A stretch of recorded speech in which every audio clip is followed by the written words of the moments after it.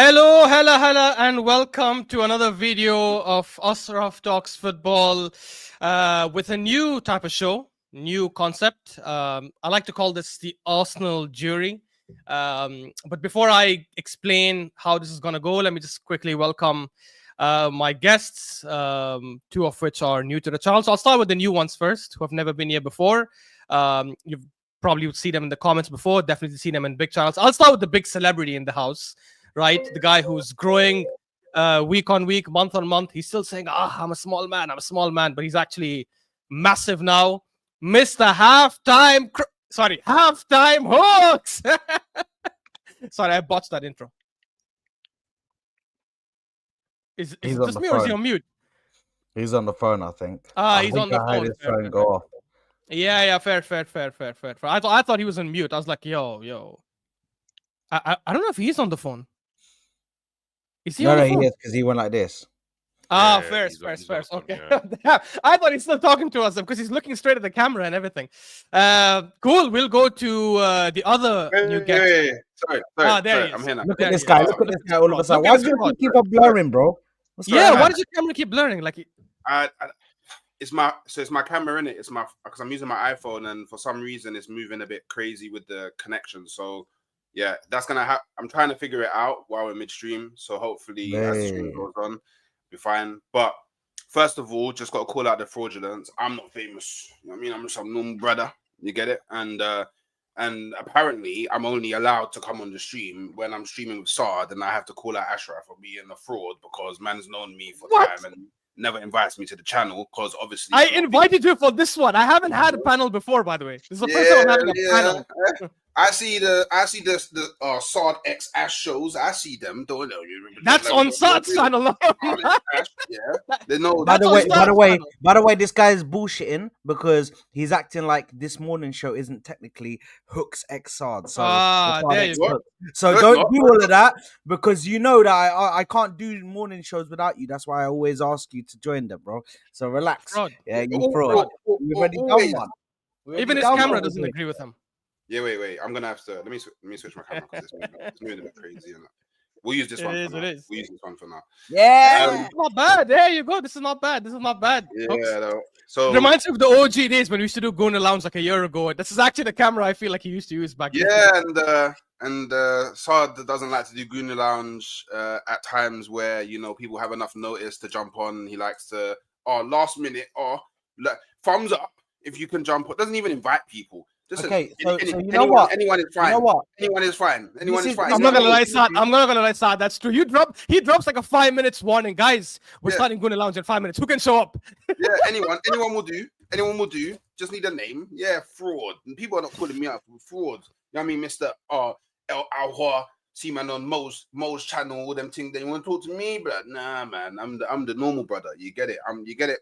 North London forever. That's who I am. Just get a brother from the streets, bro. Normal brother trying to climb up, be famous like you, man. But thank you for having me on. And don't worry, you lot don't have to worry about Saad being a fraud because I will call him out throughout the show. So yeah, hope everyone enjoys. Sit back. There's gonna be a lot of calling out, but just so I can finish the intros, 5 minutes in, 6 minutes in, we've only introduced one person. We'll try to go a bit quicker. So the next guest, first time on the channel, but you've seen him in the comments, you've seen him everywhere, getting big now, showing up in Al Ahwa, shutting down Ahmed, the United fan, and others as well. Big man TKA, and as Saad says, he stands for Turkish because Saad always likes to add that. So big up T.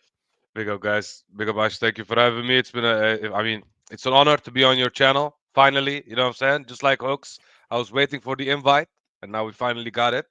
So I'm happy with that. And I'm less than a normal guy. I don't even have a channel, let alone being big. You know what I'm saying? And you're still on many other channels. Imagine if you had one, bro. You'd be everywhere. Bro, you can call me the 6th man of the year in basketball terms. You know what I'm saying? I'm the bench player you need. Lamar Odom. Yeah. Jamal Crawford. I got to behind the back like there. You know what I'm saying? So yeah, bro. Happy to be here. I'm hoping to have a great show. I will be distracted while doing the show, but Galatasaray. Okay. I'm on holiday. I couldn't say no to the invite. You know what I'm saying? Even though I had a game. So yeah, we're here, bro. We're Big here. up, bro. Big up, big up. And now we come to the other two big frauds, the Moroccan crooks, the real crooks. As half Moroccan, I know how they are myself. So, but they are my brothers. Big up to them. We'll start with the other big celebrity, the owner of the football corner, right? You obviously see him everywhere. Big There you are. character in You Al got it wrong Ahwa. already. You got it wrong already because it's Saad's actually the football rebrand. corner. Fair. The See, I remember. rebrand. That's how OG I am. I remember the first Exactly. name. You But remember yeah, the yeah. first title, bro. I remember. Big up to Saad's football corner, Mr. Saad himself. Big up, Saad, Oh, bro. mate. I'm alive, man. I'm alive, bro. You know what I mean? I'm ready, bro. I'm ready for this, bro. The stream is gonna be mad. We're gonna be speaking about a lot of stuff, but listen, I'm here, man. I'm here. Already I can feel the energy from before we even started the stream, but I'm here for it, man. Yeah, it's gonna be mad. It's I'm gonna ready, be bro. mad. It's gonna be mad. And then we come to the last fraud, the real big celebrity as well. You've seen him on AFTV for years. You've seen him on FTV recently as well, just after the yesterday's game as well. The real fraud, the man who's still looking down on his phone, pretending like, yeah, listen, I'm too big for this. Yeah, like you guys are honored by just me being here. Mr. AFTV Souls, my brother. How you doing, man? What you saying? Nice to be on again. Souls, aka Mind Games. It's always Mind Games. Mind games, bro. Seriously, you sound dead, by the way. Are you okay? What? No. Listen, it was a long long day yesterday, man. But I'm happy to be on. I'm hoping to, because obviously I know it's probably going to be a 1 against 4 today, so I'm ready to. No. I have a feeling. Like, see, I have 3 major topics I want to discuss, and I know one of them. There's definitely going to be 2-3 people that are in agreement because I've seen what some of you guys have said before. But yeah, look, I'm going to start with. You know what? Before I actually start with the main 3 topics, I just want to get all of you guys to give me like a 1 minute thought of yesterday's game. What you guys think about the game yesterday? So I'll start with you, Hooks. Crystal Palace Arsenal 5-1 slapping. What do you think? So by the way, yeah, I told everybody, 2 things, I said we're punching up Crystal Palace in the Carabao Cup, and then we're gonna punch them up again on the weekend, Nobody believed me, Nobody believed me, and what happened? We punched up Crystal Palace in the Carabao Cup, and then we punched them up even further in the Premier League on Saturday. Like, as an overall, I think it's one of the few games, if only game this season, where I've gone offensively. Everybody offensively had a minimum of a 7 out of 10.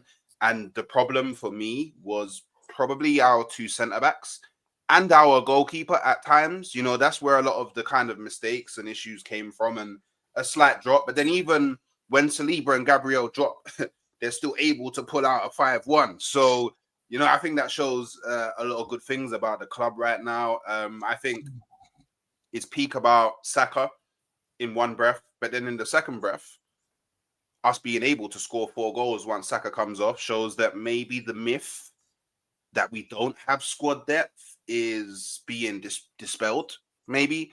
But overall, I'm happy, and now we just focus on Ipswich, right? Another game that we should be picking up 3 points. Easy. T, what are your thoughts on the game? I share most of Hook's thoughts. I said to Saad, we need to smash them, and it should be easy. And he said, no, it's just Crystal Palace. They have Mateta. They have, you know what I'm saying? And I was like, bro, come on. We need to outshine them. This is the time we need to go on a run, and Crystal Palace is just a hurdle that we need to go over. You know what I'm saying? It's just that simple. I do not fear them like that, and we've shown our teeth. Last time we played them, so I'm happy for the most part. But that Saka injury, I'm gonna be real, guys. That ruined the whole game for me, because hamstring injuries is not a joke. That's minimum 3 weeks right there, and 3 weeks with no Saka. That, you know, at this game, I agree with Hooks. We showed that we can score goals without Saka, but these guys were already rattled. We already had them on ropes, basically. So when we play against teams with low blocks or actual quality teams like like the big six. You know what I'm saying? When will we do then without Saka is my question, because normally when we're in tight situations, we have him bailing us out with an amazing individual play or an amazing assist that is just literally a tap in for the other players. So it's interesting to see how this will unfold with no Saka. So yeah, I'm happy overall, but also a little bit sad because of Saka, because that's my boy, man. That's my boy right there. I hear you. I hear you. And we're going to discuss Saka as one of the topics, but I'll just go with Saad then. Souls for Saad. Tell me, man, your thoughts. Obviously, we discussed it yesterday.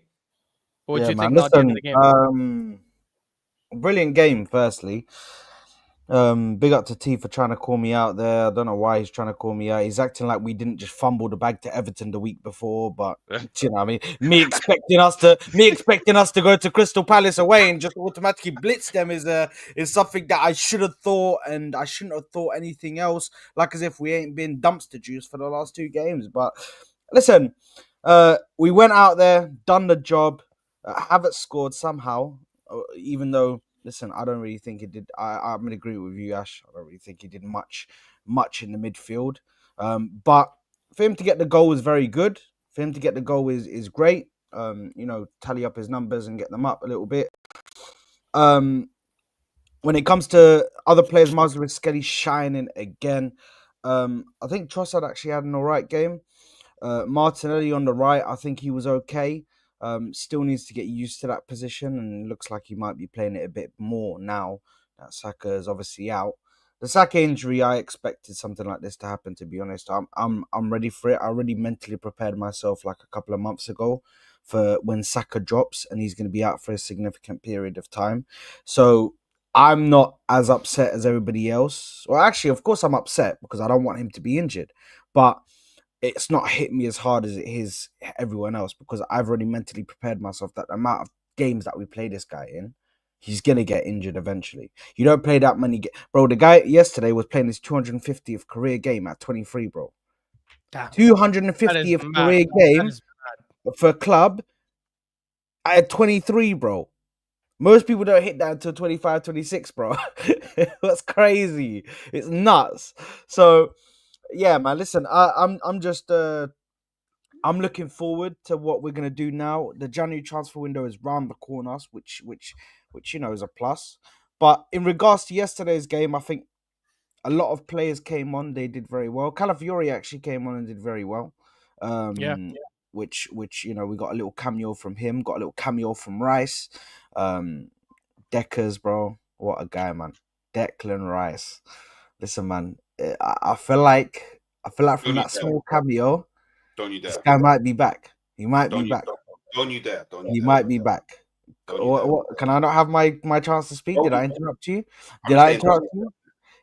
Did I not say at the beginning of the stream I'm going to be the one that calls out all your fraudulence? Why? What did Saad So say in the Declan past? Rice is back, guys. And it's just that simple. Yeah, it's just that simple. Declan Rice is back. There's I'm here, Souls. man. Give me your thoughts, bro. We heard it obviously yesterday on AFTV, but just give me a summary of what you thought about yesterday. Yeah, man. Good game. I feel like the scoreline didn't really paint the picture on the performance. I feel like we didn't play as well as we probably should have. Palace had a great first half, pressed us well. We looked a bit shaky at the back. Saliba giving away a couple of mistakes, could have cost us. Raya saved us a lot in the first half, which was nice. And yeah, it was good to see Jesus back on the score sheet. He scored his only 5 goals of the year. See this week, which is crazy. But it just shows how sort of what one goal can do for you, for your confidence and things like that. So I think overall, I think the performance wasn't as good, but clinicality has always been our problem over the last couple of years, and we showed yesterday that again we can put the ball in the back of the net when we get the chances. It was good to see Martinelli on the score sheet. Again, only negative about yesterday was obviously it was nice to see Arteta be proactive in substitutions. Again, early subs, which was nice. But biggest problem, Saka injury. We haven't replaced him. We haven't recruited an adequate enough backup for him, which is partly on Arteta. But Obviously now it means that we're going to have to start chopping and changing. Maybe Martinelli on the right, maybe Trossard on the right. Don't trust Sterling there, and I don't think Arteta trusts Moneri to start either. So it's going to be it's going to be a rough month or so, especially if it's grade 2. But and it was because there's no international break either, so I'm a bit worried about what we're going to do there. But yeah, it would have been nice to just take out a couple of goals from yesterday's game and stick one against Everton and Fulham, but it didn't happen in it. So yeah, but look, overall, I'm happy to see some old faces reignite some flames and start putting the ball in the back of the net, man. Like Jesus scoring was nice. Havertz, I think, again, just shows why his movement is so amazing. Like, he didn't have to be in that position. Jesus, brilliant header. Probably should have gone in the back of the net. Again, Havertz with that instinct, just read it and gone, you know what, even if he misses it or he hits the keeper, it's the post, I'm going to be there to make sure I can finish it. So, again, we got to give Havertz his credit for his movement. And we also got to give Jesus credit as well for being confident enough to kind of step up now and go, you know what, I'm going to keep going, because it's very easy to have one good game and then come back and drop off. So yeah. Man, overall it was a good game. Yeah. Look, I agree. I echo what all of you guys said. I wanted to start on the Saka injury, so that's one of the main 3 topics for today. Obviously we saw him go down. It wasn't any knock or anything. It was on his own, which means it's probably a hamstring. I do get annoyed that they don't, like, Arsenal especially, I think, don't like giving reports about injuries. That I understand maybe it's a strategy thing, but I don't get it. Like, it just leaves the fans hanging and we don't know how long it's going to be for. I'm assuming they still probably haven't done the scan yet. But if we go by the worst case scenario, which is he could be out for more than like 4 to 6 weeks, how do you guys think this could impact our run-in? Because we saw, like, okay, let me actually backtrack first. Is it fair to say that Saka is as important to us as Rodri is to Man City? Or you guys don't think that? Because of who we have to play instead of him, yes. Yeah, and if oh yeah, go ahead. Yeah, because if you have an adequate backup who can do not as good a job, but even a similar job is fine. But with the drop off in level to having him out, to who you're going to put there, I think the drop off is astronomical. I just don't think you can even replace that. You saw Martinelli played at right wing yesterday, had a decent cameo. Obviously, I don't think he played bad over there, but you can just see his just the decision making, the ball control, everything from like, just Saka just brings something that no other player in the team can bring. Yeah, I agree, but then the thing is, if he is as impactful, and there isn't anyone, and I don't personally think we're going to get someone in January. Obviously, like, I'm saying all this assuming the news is bad. Like, for all we know, the news could come out today or tomorrow that actually it's something minor and he'll be back in 1 or 2 weeks, which I don't think will be the case. But assuming it is bad, does that mean that any chance we had of challenging or maybe winning the league, as small as it is right now, would completely disappear with him gone? Only if we don't, only if we're not like proactive and move in the market to like address it. Like, so I guess what I'm trying to get at is I was going into this January market thinking that we weren't actually really going to make any big plays. Like, at the most, I thought we would probably go in and grab another defender. And then if another opportunity does arise, then maybe we'll take it. But I think if it's a grade 3, yeah, or even maybe a grade 2 and above, yeah, I think that what Arsenal need to do is go, okay, we didn't plan to go big in January because we was going to go big on XYZ in the summer. I think they need to move some of that budget over to this January and maybe potentially consider purchasing whoever they was looking to purchase in the summer in January, even if we have to pay 10 to 20 million more than what we planned, because it's already hard for us to win these things with Saka in the team. So I don't think I would put it down to being very naive and probably gross negligence if they think, oh, you know, it's fine, we'll just carry on doing what we was going to do and believe in the quality that we have already. Because like, don't get me wrong, like, you know, my thoughts on Martinelli, innit? But even I thought that Martinelli on the right is a lot better than Martinelli on the left. But then that Martinelli on the right, that's not title winning. That's not Champions League winning. I don't even think that's FA Cup winning. Do you know what I mean? Yeah. So I do think that we have to address it. And if we don't, then obviously you can't say right off the season because it's football and crazier things have happened in football. But I think logically speaking, you would have to say that we're probably out of it. Yeah, I agree. I even said like Saka or no Saka, we're projected for regression.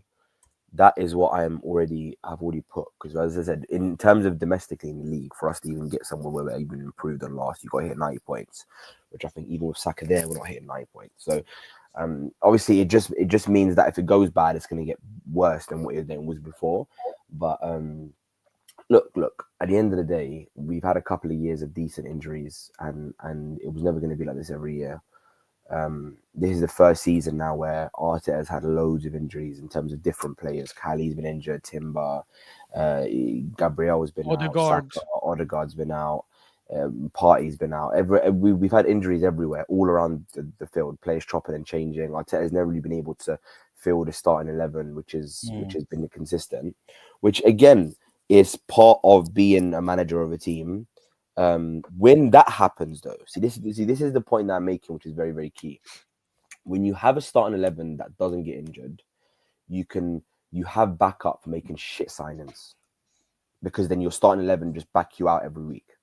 But when you have injuries, people start looking at your recruitment for the backups you bought to replace the players that got injured. And that's when the questions start getting asked. Because now that we have injuries, we're starting to see a lot of these players that maybe that Arteta bought aren't very that good. Like for me, for example, Sterling was not an adequate replacement backup to Saka. He just isn't. And we spent a lot on we made certain signings that I think, look, Calafiori decent, Moreno I don't really want to speak too much on that because he's new, but still I'm not liking what I'm seeing from him so far. Sterling, I just feel like we could have made better backups to these players and we could have recruited better. But The problem with that, Souls, is that I completely hear you, because I remember some of the names we were linked with in the summer for the right wing, and I think there were talks about Rafinha, there were talks about Sane. The issue we have, guys, and this is an issue that probably Liverpool have with Salah, it's an issue that probably Madrid might have with Vinny, and many teams would have with some of their star players. It's very difficult to get a good backup for someone like Saka, because these players do not want to come and sit on the bench. Like, I would be happy if we got someone like Rafinha in the summer, but the reality is he was never going to come to move from Barca's bench to Arsenal's bench. But to be honest, he's not on the bench anymore. Now he's actually one of the best players in the world. But I'm saying, based on last season, he was a bench player. He was never going to come to Arsenal to be a bench player. So when we look at some of the quality players we wanted, these players are not coming in to try and be backups. Now, it's a very different conversation to the striker and left wing, because any player that comes in knowing that there's Havertz, Jesus, Trossard, Martinelli, like the players that come in, they'll back themselves to say, I can replace these guys. I can bench these guys. But a lot of right wingers, no matter how good they are, they're like, I cannot bench Saka. Even if I'm better than Saka, Saka is just a fan favorite. He's going to start all the time. I think that's a cop out. I think you say that hooks. You say that hooks. But how many teams? Why didn't City get a DM then to back up Rodri? Because no, but hear me out. Hear me out. Yeah. Okay. Okay. So first, I'll tell you why I think it's a cop out. I'll tell you the problem with it, and then I'll answer the thing about Rodri and City not getting a DM yet. So why I think it's a major cop out, and I think it also allows the ownership to continue moving how they're moving when fans say things like that. Because let's be honest, now we're Arsenal. I say this all the time. We're Arsenal. We're not Colchester. You know, we're not Dagenham and Redbridge. Do you get it? Like, players that are out there in the world are more than happy to come to Arsenal and potentially have to sit on the bench for a period of time until they prove themselves. And TK's happy. Scored. Yeah. No, we got a penalty. Oh, penalty. Okay, so now check private chat team, man. This guy. If you look at the likes of, if we just take, I don't know, if we take Rafinha for an example, yeah, and I think Rafinha is like on the upper end of the scale in terms of who we could have gone for to back up Saka. I believe, that Rafinha would believe in himself that if he comes to Arsenal, if he's given the opportunity, he will make the difference. And then the onus goes back onto Saka to reprove why I must play ahead of Rafinha. Competition only makes your players better. It doesn't make your players worse. And this concept that fans have about players don't want to come and sit on the bench, I don't know. I think it's at this point, I think it's a bit ludicrous, because if you look at Chelsea got 2 squads. Yeah. So now you're telling me, for example, if Rafinha comes in, he's not going to start Champions League games. He's not going to start FA Cup games. He's not going to start Prem games. Of course he is. And then the rest of it comes down to him. That's on the upper scale. We could have gone for example, someone at the level of like Pedro a Neto or a Pedro Neto. Exactly. That's what we could have gone for. That would have been far greater of an asset than Raheem Sterling. Yeah. Now, why I think the Rodri situation is a bit different is because Rodri, there's not really another Rodri in the world. So it's not so much Man City bringing in backup to Rodri, it's them being completely certain in the profile, like the right profile. Is this person coming in the right profile to support Rodri? That's very difficult to do. But would you not say Zubamendi is a close profile to Rodri? They could have gone for Zubamendi in the summer. Yeah, they could have, but the thing is as well with Man City is they could have. You can't predict that your player is going to get an ACL injury and be out for the whole season. So maybe they didn't feel like they needed to rush getting the replacement. Do you know what I mean? They didn't feel the need to rush into a Zubamendi, because Zubamendi might be the right profile technically, but is he the right profile physically? Is he the right profile in all the other facets to then come into the Premier League and play? We don't know that yet. That's a massive risk. So what if they did sign Zubamendi, Rodri gets the ACL, and then now Zubamendi is exposed and he has to be that back? That's a mental pressure that not will play again. Mental pressure. We don't know if he can handle that mental side of the game. He can though. We do know We that. don't know that. No. Shall I tell you what we saw it in the Euro finals. Exactly. In the Euro finals, bro, Rodri goes down and gets taken off. He comes on, drops one of his best performances you've ever seen. Yeah, how long did he play? How long did he play? He played for a whole half. The whole second half. 45 minutes. So we're going to compare 45 minutes in a final to having to do that for a whole season for Man City in the Premier League. The two aren't comparable. No, but what I'm saying, because you have to take into account that it's a final. A final, that's already peak pressure, because the pressure of this one game, you have to win it, you have to put out the best performance, and Spain were winning as well when he came on. Spain were winning when he came on. What pressure are you talking about? It was 0-0. No, they weren't. The score was 0-0. He got subbed at halftime, and in the start of the second half, Nico Williams scored. It was 0-0 when he So the start of so he came on, and literally the start of the second half, they was winning. What I'm trying Nico to Williams scored, but what I'm trying to get at is Zubamendi replacing Rodri for 45 minutes in a final. He's coming into an area where you're not relied upon for goals. He just has to steady the ship. He just has to keep things ticking. That's not, in my mind, that's not pressure. Pressure would be, I'm taking off Morata for whoever their backup striker is, and now that backup striker has to come on for 45 minutes and get us a goal in the final. But Hooks, and I'll just say this last thing before we go back to the Saka topic. It's not just a final thing, because if it was just someone random coming for the final and performing well, then you'll say, it's just a one-game thing. But it's also the fact that he's done it really well at Sociedad for the last couple of years. And the whole reason I picked Rodri as an example and now bringing it back to Saka is to say, like, someone like Rafinha might say, well, I can go to Arsenal and try and prove myself and bench Saka, or I can stay at Barcelona and prove myself here at a bigger club, and so I can start over here. Sane probably. I didn't want Sane, by the way. When we were linked with him, Saad and I were on a stream and we said we don't rate him. He's a bit overhyped. But even someone like Sane, if let's say we wanted him, he also probably would think the same thing. Yes, I'm a backup, or I might be benched at Bayern, but I'd rather prove myself at Bayern and go to Arsenal and prove myself to bench Saka over there. I think that. But I do agree with you, though, that with wingers like Pedro Neto, with wingers like I don't know who, like maybe Harvey Barnes, whoever. Yes, there were probably people out there that we could have got. But I don't know. Like, I think internally, we do have a solution. And you guys might not like this. I said this yesterday on the terrace. I want to see Waneri playing there. I know he's not traditionally a winger, but he's got decent pace. The guy likes to take on people. He's Mm. also left-footed, so the system doesn't change that much because we want a left-footed winger to be on the right and a right-footed winger to be on the left because of the way they cut in, the way they link up, and all that kind of stuff. I just feel that Martinelli on the right long term will do more damage than good. I don't know if you guys agree. You know what? Yeah, for me, just obviously speaking about this whole conversation. Am I the only one who thinks no one can replace Saka apart from Rodrygo? Because we talk about Pedro Netos, we talk about this, we talk about this. God, Rodrygo stinks. The Saka's only better. Rodrygo Saka's stinks. No, he better. doesn't stink. no. Ashraf listen, said he's better than stop. Saka, by the way. But Ashraf said he's better. you're He getting was. me He was wrong. better than Saka. I Let me finish 100%. my statement. Yeah. Let me Go finish ahead, go my ahead, T. statement first. Go ahead, T. I think Saka Lovely. is better than Rodrygo, but No, yeah. for me, the only player that can replace Saka at Saka level is someone like him. Is what I'm trying to say. The I only agree. guy, the I only agree guy with that can this fact. replace Saka is nobody because he's the best winger in the Nah, world. Mohammed He's not the Salah. best winger. Okay, Mohamed Salah is Okay, better. خلاص. Mohammed- Okay, Mohamed خلاص. He's the best winger of the world. He's the best winger of all time. Anyway, for me, if we want to replace someone like him, we need the top talent. But I agree with the hooks in the sense of if we bought players like Pedro Neto, who I've been screaming for, but people called him injury prone, blah blah blah, and look at what he does Mhm. at Chelsea right now. He would have been perfect for this situation.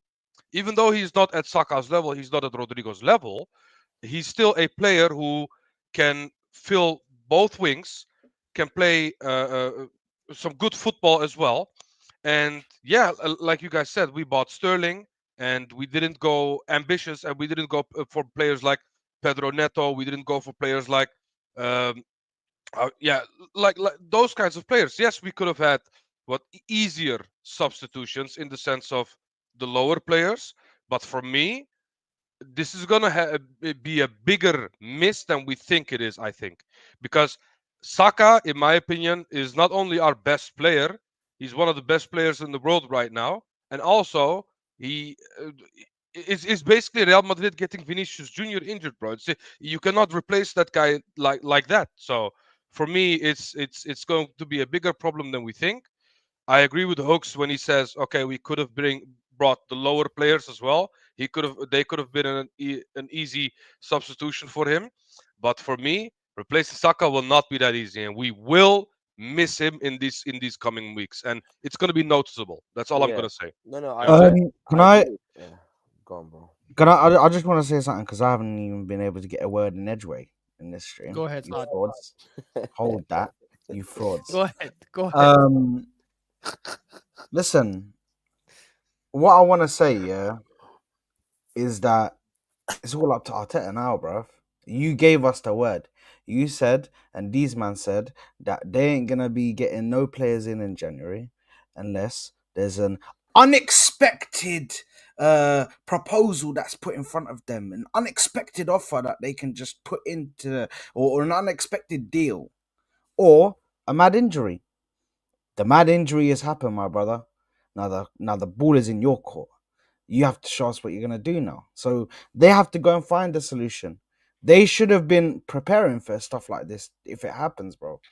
As a club, because I know Hooks was saying, I don't know whether Hooks is frozen or he's just staring at the screen, bro. No, he's just staring. Bro. He's not frozen. He It was looked like he was staring, frozen, yeah. bro. I can Yeah, see he was not Hooks, even bro. It's like he's blinking. staring. Bro, it's like He he's wasn't staring even at my blinking. soul, bro. I'm like, bro, relax. What did I do to you, Hooks, bro? Relax. But But who would you want us to get, Saad, if we do get someone? who would I want us to get? Yeah. Because there is a name that was thrown in the comments. First of all, I want to say just big up to guys in the comments. Big up to Aaron. Big up to, he says hi to the panel. Big up to Zoraida as well. Hopefully it's a good time for you now in Malaysia. Big up to Luthfan as well who joins. Luthfan said Mbuemo can give healthy competition for Saka. I like Mbuemo. I think Mbuemo has been fantastic last 2-3 seasons. exactly what I think. Can't Exactly what I you think. can't bring these sort of players to just sit on the bench. bro. Why? No, but why can't? Oh, Mbuemo- you think he thinks Mbuemo is good. He would not want to sit on the bench. I agree, but he can also play striker. No, you know that. Mbuemo is ready. The thing is, Mbuemo is young, bro. So he's not gonna sit here and expect. Oh, I need star game time, bro. I'm an established player. No, he's not, bro. He's still young, bro. He's like 23, I think, or some shit like that, bro. Like, bro, he's not gonna come in and expect game time. It's the same thing. 25, Listen, 25. okay, 25. Sorry, I'm still saying it's young, but But I think he is that regardless, kind of player who would he- expect time he- because he is that good, to be honest. yeah, but I don't think he's like starting good, bro. Do you know what I mean? For a big club. And listen, I think there's one thing about Mbeumo that he's very good in tight spaces. He's very good at getting in behind, making runs. Do you know what I mean? Staying on side, holding his run, so he's on side all the time, like, bro. And he's got a finish on him. He's got a pass on him. Yeah, look, you have to I get. think Mbeumo will be perfect, bro. Yeah, but you have to get like a. Look, I think if you get, I agree on the premise that your backup can't be as good as your starting player, only because at the end of the day, unless you're a team winning big trophies and you're okay sitting on the bench and collecting medals at the end of the season, guys know that if they play for a team going for a title and they're not contributing as part of that title, they're going to want to leave.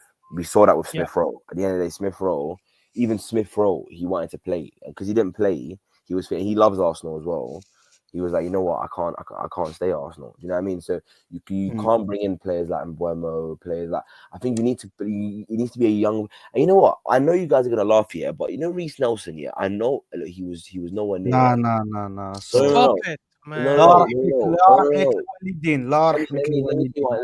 Let him land. I want to hear what he's gonna say about this. No, I just feel like letting him go and bringing in Sterling was a downgrade. That's all. That's all I'm saying.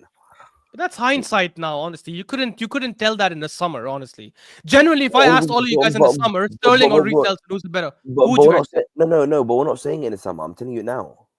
But okay, but then you can just say now. No, but Ash, the thing is, if you want to go down that road, we could say, you know what? Massive mistake letting Iwobi go. We should get him back. He looks star. Yeah, quality. true. We should Nah. We got 40 mil for him. We got 40 mil. No, but bro. Yeah, like, but that doesn't do anything for us now. Like he's very good at the moment. He's in very good form. I'd take 40 million for a lot of our players now. Bring 40 million for Trossard, take him. 40 million for Moreno, take him. 40 million for Martinelli, take him. Yeah, I understand. 40 million for a lot of our players. I'm saying we cannot do revisionism now because the reality is Reece Nelson has been given a chance on the left, on the right, in different positions. And that game we played against Liverpool last season when we lost the FA Cup, the only change we had in the starting lineup was Reece Nelson, and he missed a 1-1 when Ramsdale actually he missed a 1-1. And bro, he's not been that guy. I don't know, like he was overhyped when he was a youngster. He's just not that guy. I'm glad we got rid of him. I generally thought Sterling is an upgrade on him, but I wasn't thinking Sterling is the best man for us. By the way, we didn't get rid of him. He's on loan, so yeah, chill out. Yeah. When I said got rid of him, I meant like for the season. By the way, as well, like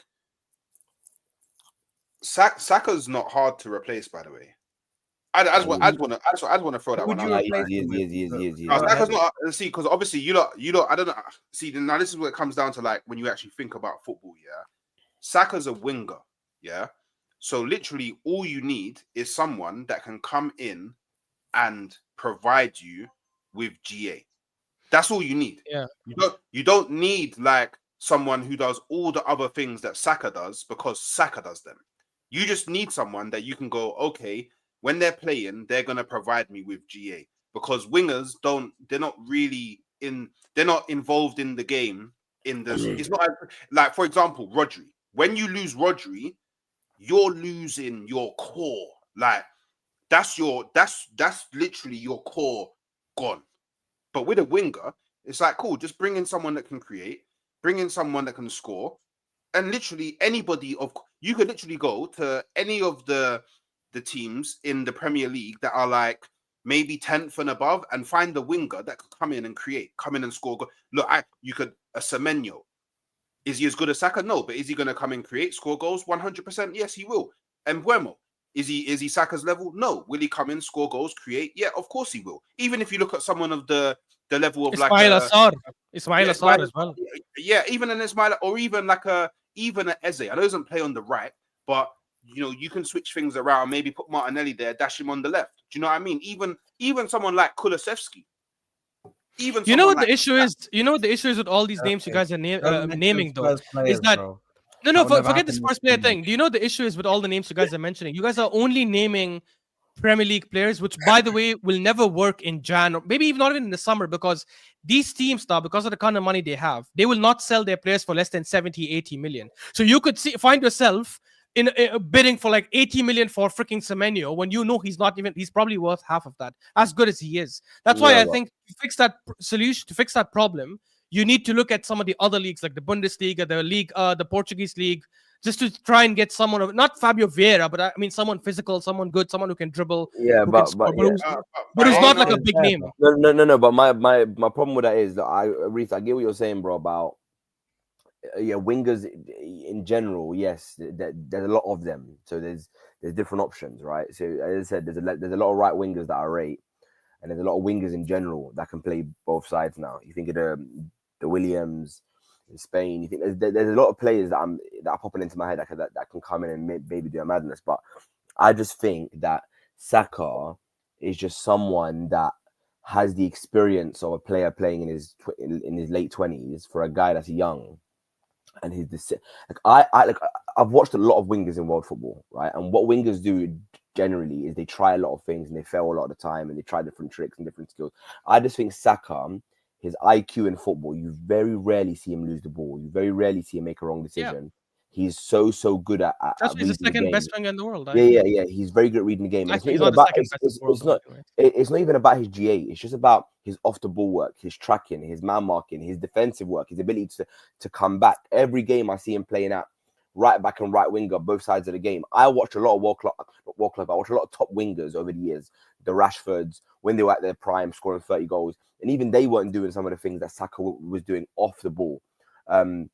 Even Salah, you look at Salah. Obviously, I know Salah's a lot older now, but obviously Salah now, he's obviously at an age where he has to preserve his energy.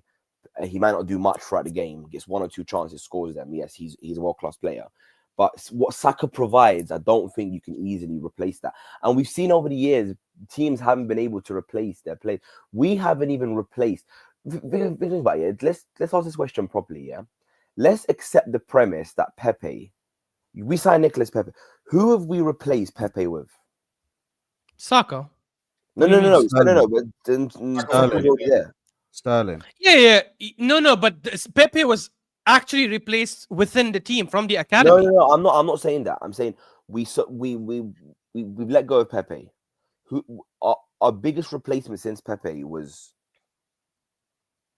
Yeah, if you talk about that logic, then yeah, Sterling. Yeah, was a left winger.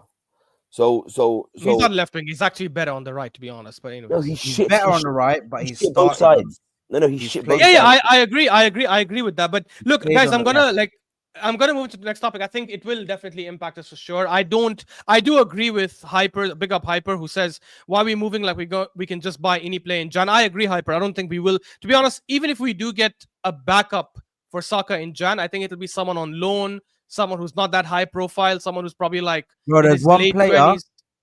There's one player in Galatasaray that we need to buy right now, bro. Just get him in. Just get him in. Yunus, bring him in, bro. I've seen enough, bro. One game. I saw enough, man. Enough. Yeah. And the last, by the way, I'm just gonna address this before we move on. Man says Saka cannot dribble. Let's be real, and Mbeumo will give something that Saka did not offer on the pitch. Please, guys, we need to stop this crazy takes. Like, it clearly shows that we don't watch football properly. I don't know how you like. Big up to you, Lutfan. I know you're a big supporter of the channel and everything. Thanks a lot, but bro, come on. This notion that Saka cannot dribble is just crazy. Yeah, what you're trying to say, Lutfan, is that Saka does not do step overs. He does not do nutmegs. He does not do like the Neymar kind of tricks. Yes, but he does dribble. No, I think he does dribble. But he doesn't always dribble with intent. I think that's the issue. Like 1v1, rarely do you see Saka dribble with the intent to beat his man.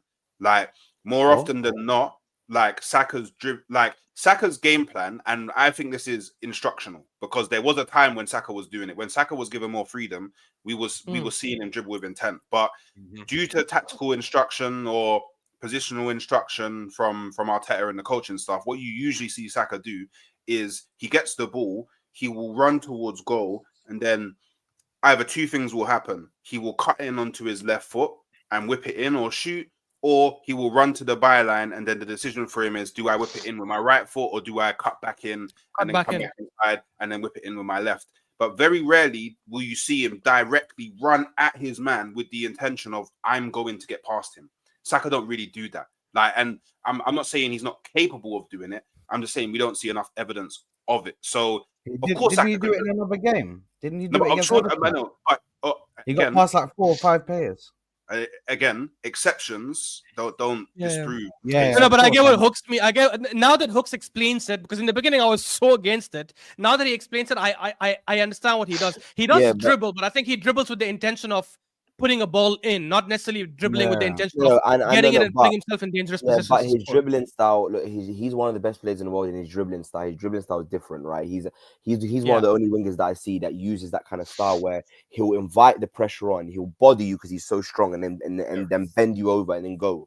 Why for that? Yeah, he does do You know that what I mean? well. So he'll do that, and he's so unbelievably good at it. That's why he cooks so many fullbacks, because like they can't handle him. But I've seen Saka take players on right, on the left. Like he's just honestly, like when I saw Martinelli come on but play on the right yesterday, because Martinelli's so one-dimensional, he's so easy to read, even at right wing, and what he's going to do. Why Saka's so good is because you don't know what he's going to do. He will take you onto his left, and then if you give him a couple of inches, he'll bend it into the corner. If you try and cover his left, he'll go on his right. That's why most teams now have to put 2-3 players on him. This is why and they he do can this. shoot with his right and cross with his right. It's such a lethal combination. This is why it's so hard. But look, it's going to be a big miss, man. Let's just hope it's a grade 1, and he's out for 3 weeks or something, and then we can try and have him back, man. Because Inshallah. Hopefully. we're gonna miss him. Hopefully, before I know Hooks is gonna need to leave in some time, so I actually wanted him to be here when we discuss this topic, because I did see Hooks. I saw you on the I think the Dan Potts show when I left this topic for last, but I'm gonna discuss it before the Jesus topic, and that is the Carabao Cup, right? And I saw this topic where does the Carabao Cup really matter? Do people care about it if we win it or not? I think. Let me just maybe speak on behalf of everyone, and you guys can correct me if I'm wrong. Obviously, if we win it, we're all happy. We're all celebrating it, right? But I think where there's a difference for some people is, I think some want us to take it a lot more seriously than what I think we should. And obviously, but we don't have enough credit in the bank. We don't have enough trophies in the cabinet for us to be able to say we don't want that, we want that. Let's not take this seriously. I'm not saying we don't want. Okay, no. Let's correct one thing. I've already said we want it. But let me land. Wait, quickly, please. Let me just go quickly first, because my electric is about to get shut down and I'm about to be KO'd from the stream. Yeah. No so worries, what you're asking me is about the Carabao Cup, right? And what cool. So my opinion on the Carabao Cup, yeah. If we don't win it now, yeah, it's potentially sackable offense, because we've had the easiest run that I've seen in a long time for us to go and win. We even managed to dodge, yeah, Liverpool and Tottenham in the semi-final. We got arguably, if you think about it in terms of how big the battle will be, we arguably got the weakest team. And even if you think about it from an Arsenal perspective, yeah, Newcastle have only scored 1 goal at our ground in 10 years. Every time they come to our ground, we punch them up. So theoretically speaking, yeah, that's a tie that we should be looking to win. Obviously, depending on the strength of the team that we put out in the home tie. Don't get me wrong. Yeah, exactly. If it's still a draw, if we're drawing or it's 1 goal difference, by the time we go to St. James's Park, it gets a lot more difficult. A lot more. Then I'm looking at that tie and I'm like, oh, I'm a bit scared of St. James's Park, because St. James's Park is a very hard place to go. But okay, then Hooks, let me ask you this. Because this is where I want to get to. 100%, if we start our main team, it's inexcusable for us to not win it. 100%, because I think our best 11 is better than the remaining teams, in my opinion. And obviously, if we lose to Tottenham in the final, no matter what the context is, that is. What about Liverpool? That's hell. What about Liverpool? No, I think our starting 11 is better than Liverpool's, but that's a conversation for a different day. My question to you, Hooks. One second. It's not delusional. I can argue about that later. My question to you, Hooks, then. Are you okay in the head? Are you okay? Wait, one second. Okay, let me just address it, because Hooks needs to leave, and then I'll argue this with you. With your Uber driver earphones. One second. Hooks, what if we win the League Cup this season, right? What if we Yeah. win the League Cup this season? We finish second. I don't know. We finish second in the league. Yeah. I don't know, quarterfinals, Champions League, or whatever it is, and then I don't know, FA Cup, whatever. Is that? Would you then say sack him still? Yeah, sack him. Sack him. This Okay, so season that means for the League me- Cup doesn't matter that much. To the No, context of the no, season. no, no, no, no, no, no, no. The League Cup matters because winning trophies matter. Yeah, but we're in the 5th year of. If you're telling me I waited 5 years for you to win a Carabao Cup, by the way, pack your bags. You should be winning this. Exactly. Carabao Cup. If he doesn't win the League Cup, if he doesn't Winning win a the League trophy Cup, and matters. No, but winning yes, trophies if he doesn't matter. win the League Cup, if he doesn't win the League Cup, and somehow Yeah, I know it's not actually- gonna happen, but somehow he wins the Premier League, that you would take that, right? If he wins the Premier League but doesn't win the Carabao Cup, stay because it's a major. We need to win a major, but still win the Carabao Fair. Cup. But yeah, but I need to dip. So yeah, thanks. Big for up, having big me up, on, Hooks. and, Thanks I for look coming forward up. to the Thanks next for one. coming on, bro. Guys, don't forget to like. I'm gonna put his channel in the description, so please make sure you guys like and subscribe. Now but on coming up- Liverpool coming having up a this squad, now I on think our Arsenal lineup- having a better Liverpool. I genuinely think our starting lineup. By the way, I know that they have done better than us, and this fraud, by the way, over here, I listen to you, he Uber driver. contradicts Relax. himself. Listen, he let me tell you contradicts something. himself by saying we've had issues because of injuries. Arteta has never had to do with injury, which I agree with 100%. I don't think it's crazy to say our starting lineup is better. You can say your opinion that Liverpool might be better, but I don't think it's crazy to say our best 11 is better than their best 11. No, it's not I don't crazy. think that's mad. No, it's not crazy. I'm just giving you a difference of opinion. I'm definitely Then not why saying did you that say I'm delusional? What you said I'm delusional. because you cannot, bro. Please, man, please. You cannot be realistically sitting here, bro. Let me I tell can you tell something. T is so happy that his team is winning. No, bro. You cannot, bro. You cannot sit here and adequately tell me that Liverpool. You know, even how do I say this? You know. Okay, let me ask. No, I want to ask Saad a question. I'm not asking Ashraf because this guy's on mind games. Do you think Liverpool replacing Mane with Diaz was a good replacement? At the start, it was because I think he came in. Brother, okay, so T, you're just shaking. I your agree head with right you, now. T. I agree with you, T. But let's start. You lot Bro, are shaking your head. because- even pre-injury, Luis Diaz is not even 25% of what Exactly. Sadio Mane brought. To No, he Liverpool. was. But That's regardless, no, he no, still no. gave you a consistent amount of goals and Exactly. assists, Yes. and also helped them. Did exactly what Mane was doing before, which was help them in times where they needed the goals and assists. So you guys are trying to do. Oh, but the numbers weren't there. When was and- that? When was that? Who When was did he doing help them? that? They helped them to what exactly? I don't understand. I'm sure. No. I'm sure there was a What title period this when season? nobody Carabao was Cup. scoring. You don't know. I'm sure there was a Carabao Cup and there was a FA Cup. period Okay. when nobody was no, not even just the Carabao Cup thing. I'm talking Then? about in the league as well. There was a period of like 2 to 3 months. Aaron, correct me if I'm wrong. There's a period of 2 to 3 months where he was just scoring, bang, bang, bang, bang, and saving them in games, winning games. For When them was this? When single-handedly. was this? When was this? I think it was 2 seasons ago. 2 seasons ago. It was. Bro, it was two pre- seasons it was pre- ago. Two it was seasons pre the ago, whole- 22, it was 23. pre the They whole- finished fifth. They finished fifth. was- What did he help no, them to? But it was. Yeah, regardless of. Okay. Yeah. That's Okay. what Aaron is saying. His Okay. first 6 months, Can yes. you, When he no, came on Ashraf, board, Ashraf, Yes, can you six stop? months, yes. No, Ashraf, can you stop? Excellent. Okay, that? Aaron, the But- Liverpool fan, okay, Aaron, was since- Diaz no, a hold good on. replacement for Hold on, Mane? hold on, Ah, Ash, because yeah. since Ash, you know Ash sometimes, yeah, and T, yeah, they want to dig themselves a hole, yeah. So it's fine. So what has this Arsenal team achieved? What has this Arsenal team led to? What has their Because if you want to use that same thing for Luis Diaz, then what has Saka's team led to? Yeah, exactly. What has Saka's Okay, team okay, led but to? And Saad, who- Saad, we can and use the Saad, exact same no, thing, bro. and Saad, It's our own you judge team. Who it. here? No, but Who Come on, here lad. in their right mind is Come on. comparing these players to Sadio Mane? I am. Who in their right mind I is am. doing I'm that? here. But and we're I'll just tell you you why. saying what I'm like the No, and I'll output tell you was why. And I'll tell okay. you why. No, I'll tell you why. We can be Look. shameless and say, "Oh, Luis Diaz, No, he was we're a not replacement saying- for no, we're not Sadio saying Mane, he's brother. good as He's him. not even 25% TK. of what that player was, bro. No. So TK, Come we're on, not, man. No, TK. That's like saying, "Oh, we bought Harvey Barnes for Saka. Go ahead. No. But what I'm saying So what is, was your point, Souls? Yeah, what was your point of my bringing point, up that's my point. Diaz? Yeah. First of all, and I agree with Saad, using a team's achievement to try and justify one player signing is stupid. Yeah. To win I was rebuttaling his argument when he said he was saving them from what? In individual games, he was scoring key goals. He was. We're not going to go back and start looking at every single metric. But here's what I'm saying. How does that matter? Okay, I continue. agree with TK. He's not as good as Mane. Mane was, again, this is why to look at Reese's point and what you were saying about easy to replace. Wingers are not easy to replace to that level, to that standard. Okay, but you can replace them with adequate players. Luis Diaz is a quality player. Okay. Now look. I just think, to say I think Liverpool. I'm trying to say this conservatively, barring our midfield, right? Which we have a good midfield, and even our midfield. You take away Rice and you look at Partey's injury record.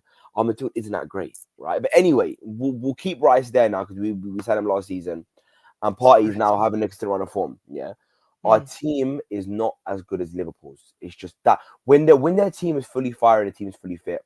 Alisson's better than Raya.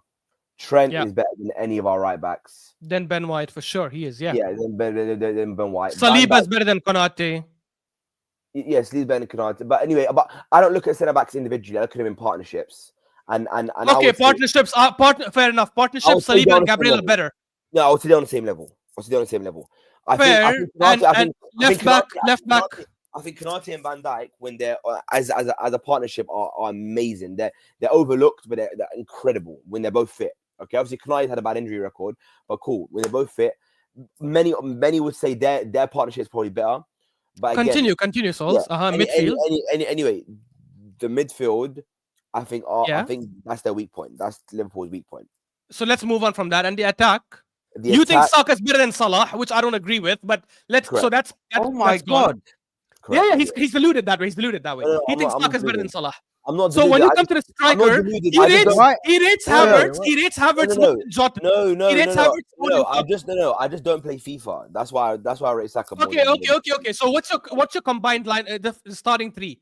You think Saka? You think Havertz? I'm not looking at it like that. I know you're gonna say we're comparing starting 11s. But I'm still not looking at it like that. I'm looking at like the diversity they have and fluidity they have. Fine, I'll rephrase it. Souls, why do you think Liverpool starting 11 is better than ours? Well, I told you why. Because they have a better team. No, why? Where do they have a better team? In what area? I told you in the left wing position. I think Diaz alone. Correct. I agree. Bro, you can't interrupt me while I'm speaking. It doesn't make sense. You're sticking to an irrelevant point. I love these. No. Listen, shine into a mic doesn't make it better. Calm down. Listen. Go on. What's his name? Diaz is better than Trossard and Martinelli. Jota is better than Trossard and Martinelli when they both play on the left. What is Jota? Jota's a striker. Compare him to Havertz. Well, yeah. Well, if Jota's a striker, he's better than both. He in my opinion, he's better than both Havertz and he. Okay.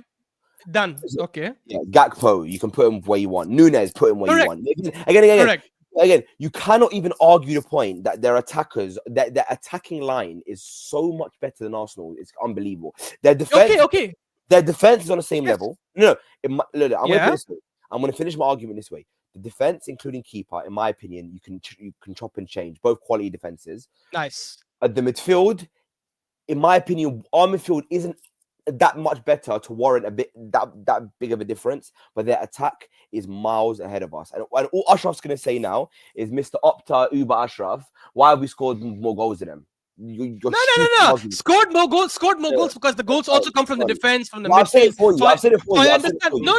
I'm not saying that argument though, because scoring more goals is the whole team. I agree. The attack, it's crazy because this guy changed his tune now because he actually thought Havertz is better than Jota. Now because he doesn't want to be embarrassed in stream, he has said that. Quran, I've never mentioned the left wing. I agree with you. He thinks Saka's better than Salah.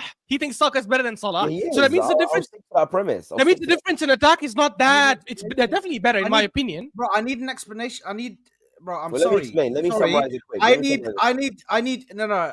Souls, I need you to explain to me, like, are we talking about right now, Salah? Yeah. Yes, correct. Or right we now, talk about last 3 years, including this season. So last 3 seasons. So what makes him better than Salah? What makes him better than Salah is no. He's Don't use talking. stats. No, Don't use I, stats. look. If you watch, look. I would rather listen to football experts than listen to Ashraf there on the top. Yes. What did the experts say? Tell me. I watched Henri on Sky Sports last week, and Saad, obviously he hasn't got British TV, so he doesn't know what he's talking about. He just watches Monday Night Football. Yes, we don't get Monday channels Night here. We don't get shows Yeah. here. Yes. I'm in a third world Thierry country. Henry was asked to rank his best ever Premier League players, and what they did for him first is they put based on stats, based on metrics and specific key stats, who the top 10 best players in the Premier League are. So attackers in the Premier League. Yeah. Go on. He's Ashraf. listening. Go on. And what he said is he was talking about players like Eden Hazard, and he was talking about other players that stats don't really show a lot. And he was saying that even though everything can be I was seeing the video, everything that can be quantified in a stat still doesn't disprove the point of a player's importance to a team and a player's metrics when it comes to football, away from stats. Eye test was what everyone calls it. Okay. Now, for me, why Saka's better than Salah, and I think he should be better than Salah at his age now, is that Saka does more off the ball, runs more in the game, and for me, does more than just what the GA looks at. Salah has better GA. We're not disproving that this season so far. He's got 28. Even though Saka's on 21, which is crazy, Salah's still somehow 7 GA ahead of him, which is mental. It just shows how much of a freak he is.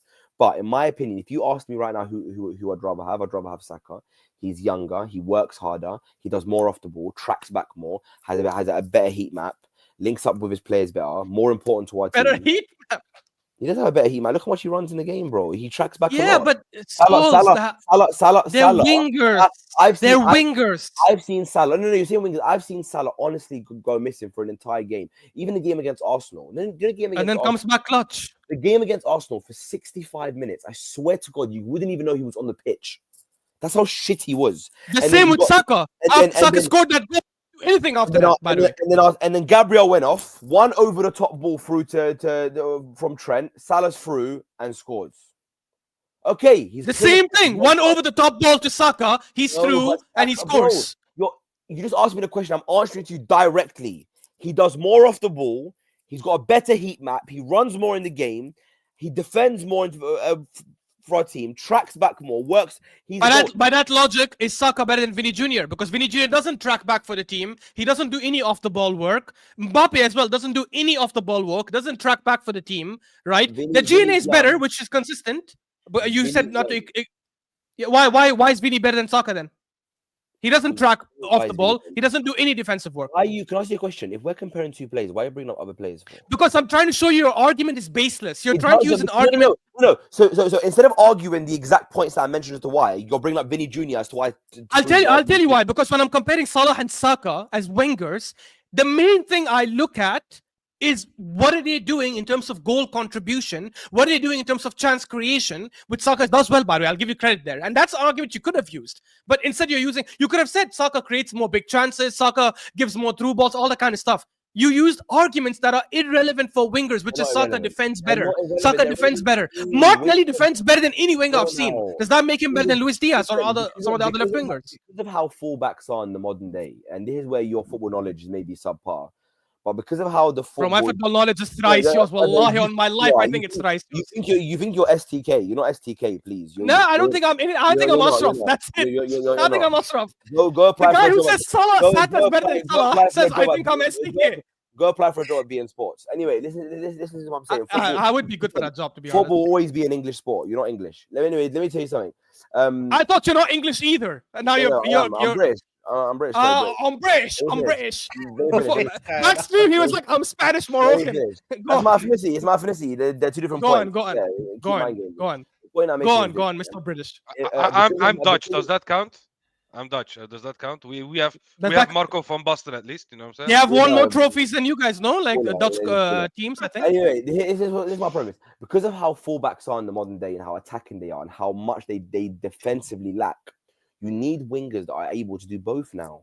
And I just think Saka as a modern day winger, when you look at Saka, what he's done for England, what he's done on the international level, what he's done in big games against France, what he's done in big games against, bro, Saka has been the best, I think, barring Vinny and Mbappe, because those two I don't even put in the same planet. I put them somewhere else because. So simple question. This season, for club only, who's been better? That's it. What are we going off this season or last 3 years? No. Let's say only this season for clubs, Arsenal and Liverpool. Oh, who's been the better? Only this season. Yeah, for example, Saka.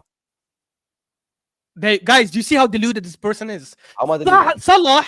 Salah right now is top of the list for the Ballon d'Or. I know it's a subjective thing. It's people who vote. Can I say one thing about this? Yeah, go ahead, T, because you haven't spoken. Go ahead. He's celebrating Galtazaray's win right now. Go ahead. Yeah. It's only 2-1, bro. But it's a team that we didn't win away for 3 years, so this is important. Damn. But anyway, what I want to say about Salah and Saka is, Saka, of course, he's young. He could be better. Sorry, T, I don't want to cut you off. I just saw this comment by Aaron. I bet he says Brexit means Brexit. You guys are all triggered. It's fine. Guys, I will say this, guys. I'll just say this, by the way. I'm close friends with Souls. He doesn't. We make jokes like that all the time, guys. Don't worry. He doesn't. He's not racist. All you Premier League fans, always remember football is in England. The Premier League's in England. We will always be in England. I don't co-sign this. I don't co-sign this either. Actually, England has been shit in football many decades. Sounds of my game, you know. Go ahead, T. You know what? My club. I listen. I just think. Let them speak.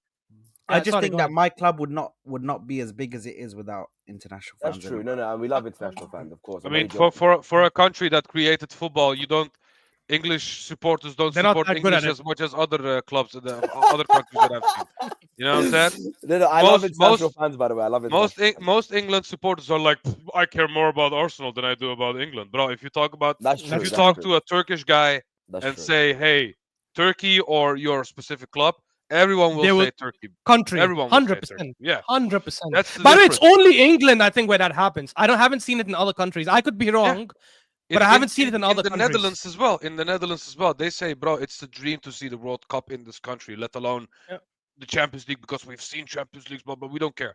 Anyway. Yeah, it's true. That's a good point. That's a very good point. I feel like international fans, every time I've seen them, they're so much more supportive of their country and their country. Also, could I just go back to the whole Saka Salah thing? No, once again, because T had a point. I want to say about that because you guys like to interrupt because you guys are fired up this morning for some reason.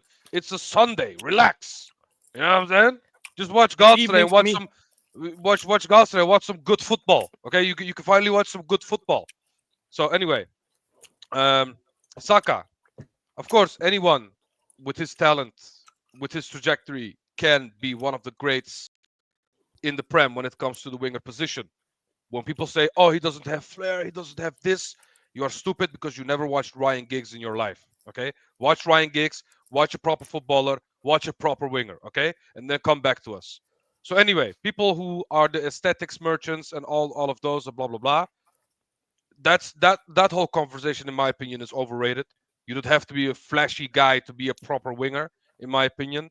But apart from that, what separates Salah from the others, in my opinion, is, first of all, he's one of the greatest wingers that this Premier League has ever seen, in my opinion.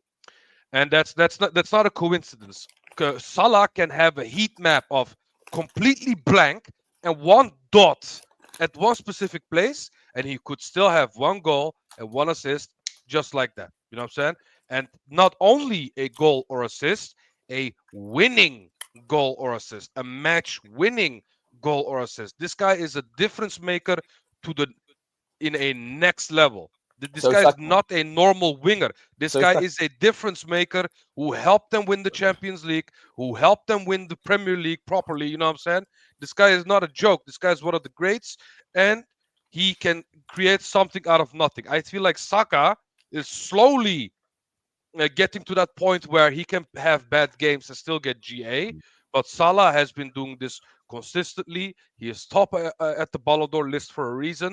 This Correct. guy is having a great season, and not only this season, he's been having a great few years, in my opinion. And if it Yeah. wasn't for his shit club, he would have had more Yeah, and TK, trophies, and TK, I because believe he's the second best player. his ownership let him down. This guy could have easily had 3 Premier Leagues, 4 Premier Leagues if his ownership backed him properly. Agreed. And agreed. when I say shit club, I don't mean shit club Liverpool. I mean shit club FSG. You know what I'm saying? So for the Liverpool Aaron was fans, coming for you, bro. yeah, Aaron yeah. was coming for you, bro. For the Liverpool fans, I don't mean it like that. You know what I'm saying? But for me, to separate yourselves from the normal players, you need to do something to get your team forward. And I feel like Salah still does that the most out of everyone in the Premier League, because FK said it in the chat. He has contributed 75% of their goals and assists this season while they're having a great season. That's not a coincidence. That's because you have Yeah, a yeah. world class, one of the greats in your team. You know what I'm saying? And Yeah. I feel like Saka is not there yet. He's still too young. He's No, still too disagree. immature, in my opinion. He's getting there though. He's No. getting He'll there. get there. I think No, he'll get there. But I don't think I follow the premise. I follow the premise that Saka is the second best player in Premier League history. Henri said it last week, and even based on stats, based on everything else, he's got the best GA per 90 in Premier League history after Henri. So his stats prove he's probably one of the best players in Premier League history. His achievements prove it. He won a Champions League, won a Premier League. Fine, no one's saying that. Well, I'm going based on the premise. If we're talking about in Arsenal's first title challenging season, where we finished 5 points of City, that season, last season, and this season so far, I just feel like I think everything TK mentioned. So I want to address your points directly. You mentioned he's one of the best players in Premier League history. I agree with that. That doesn't contribute to the point on we're comparing them now in the last 2-3 seasons. Because again, if you talk about overall, then Saka's nowhere near Salah at all. Not even in the same grade. If we're comparing it in terms of career. If you separate my points, then yes. But if you combine them, then no. No. I'm I addressing. said he I'm contributed this addressing each season one. most as well. I'm addressing each one. Anyways, guys, go ahead. So let's finish your Yeah. point, and then we'll move on to the Carabao Cup thing. Yeah. Last season, as I said, I think that's first point. Second point, you mentioned that he cannot play well for the whole game. Has 1 point, and he will score or assist. I agree with that premise. I said that. In my opinion, that just shows that he's efficient. Doesn't show that his overall game is good, because a footballer isn't only judged by fans. He's judged by his goals and assists, but by the club analysts, by the managers, they're looking for overall game, overall style of play. That's why Martinelli always gets games for Arsenal, because even Martinelli, even if he doesn't score or assist, he works so hard off the ball, runs back, tracks back, wins the ball. He's not a lazy player. We've seen players like Rashford, players like Garnacho in recent weeks being slandered, even though they're top quality players. They've got that end product. Why they get slandered so much is because they're so lazy. They don't track back. They're luxury players. The one thing I'll say to that, Souls, just so that no. Hold on. I'll land quickly. And that's second point in terms of Saka. You cannot ever underestimate. And to say, I feel like Saka does everything Salah does, and just does the bit that Salah doesn't do, which is work hard off the ball, track back, defend, win tackles. He does everything. He's such a diverse, all-rounded player. You cannot find another Saka. And I know that Salah is Salah, but I just feel like what I can't stand with Salah is that when he goes missing, and he went missing for large periods of last season, and yes, his numbers were still good. Haaland's numbers this season are still amazing. But here's what I'm saying. Haaland's numbers this season are incredible. Please tell me now, is Haaland having a good season? He's not having a good season. No, but that's not the point. So, and this is what I wanted to. That's why numbers. This is one thing. That's different. Haaland needs help. Salah is a player who's seen, I'm getting old. I cannot run the way I used to run in the past. So what do? I change my game and become more of a playmaking type of player instead of a running and shooting type of player. In my opinion, and it's not just that. Did, if you know basketball, he did a LeBron James. LeBron James is 40, still playing basketball, but he knows I cannot dunk the way I used to dunk. I cannot jump the way I used to jump. So what do? I turn into Magic Johnson and pass everyone the ball and get the most assists out of everyone. That's exactly what Mohamed Salah did. And that's why he separates himself from the normal players in this league, because he is actually one of the greats that is elite in everything that he does, in my opinion. So that's and not just that, guys. We have to understand, you don't even have to go to basketball. We can actually look at examples in football. When you reach a certain legacy as a footballer, you are now expected by your manager to run less and save your energy for the world-class moments that only you can deliver. We've seen that with Neymar, we've seen that with Messi, we've seen that with Cristiano, we've seen that with Mbappe, even Henry. By the way, people are pretending like Henry should track back and run back and forth. Go watch all our games from 2004, 5, 6, 2003. There are many times when Henry's just walking front in the pitch. R9 obviously back then used to do it as well. And this season, Mbappe, not this season, but in these last few years, Mbappe, Vinny Jr., when you reach that kind of level, right, and you are that elite when it comes to your goal scoring and chance creation, right, managers do not put that pressure of tracking back on those players not because they don't have stamina and they cannot run, because they understand these guys are so damn lethal forward. I'd rather save their entire energy to getting the ball forward and creating that. Saka will probably get there. I think Saka do both. No, because Saka is young. That's why he hasn't reached that legacy yet. When Saka is 27, Garnacho's young. Wait. That's different. If you're a young player like Rashford, Garnacho, and you're not tracking back, that's abysmal. You should not even be in the club. So I'm already agreeing with you there. But I'm saying with Saka, when he gets to 27, 28, 29, if he does get to the level we think he will get to, if he wins us a couple of leagues, for example, and inshallah, at least one Champions League, he's going to reach such a legendary status. You're not going to see him tracking back often because he's going to become such a legendary player for us that he's going to be waiting up front for us to give him the ball and he's going to do his magic. That's just how it is. Salah has reached that. But to get back to the main topic, which started this whole thing, which is the Carabao Cup, I agree that if we win, at this point, I think we should win it, yes. And I think that's why I said a starting lineup, in my opinion, is good enough to win it. And Saad, I want you to come in here next. With the Carabao Cup, I think we can all agree, at least for me personally, maybe not all agree, so I don't want to say that. Saad, if we win the League Cup and finish second in the league and do not win the Champions League and FA Cup, would you be okay with keeping Arteta then? The Prem. Sorry? No, second in the Prem. We finished second. Oh yeah, sorry, yeah.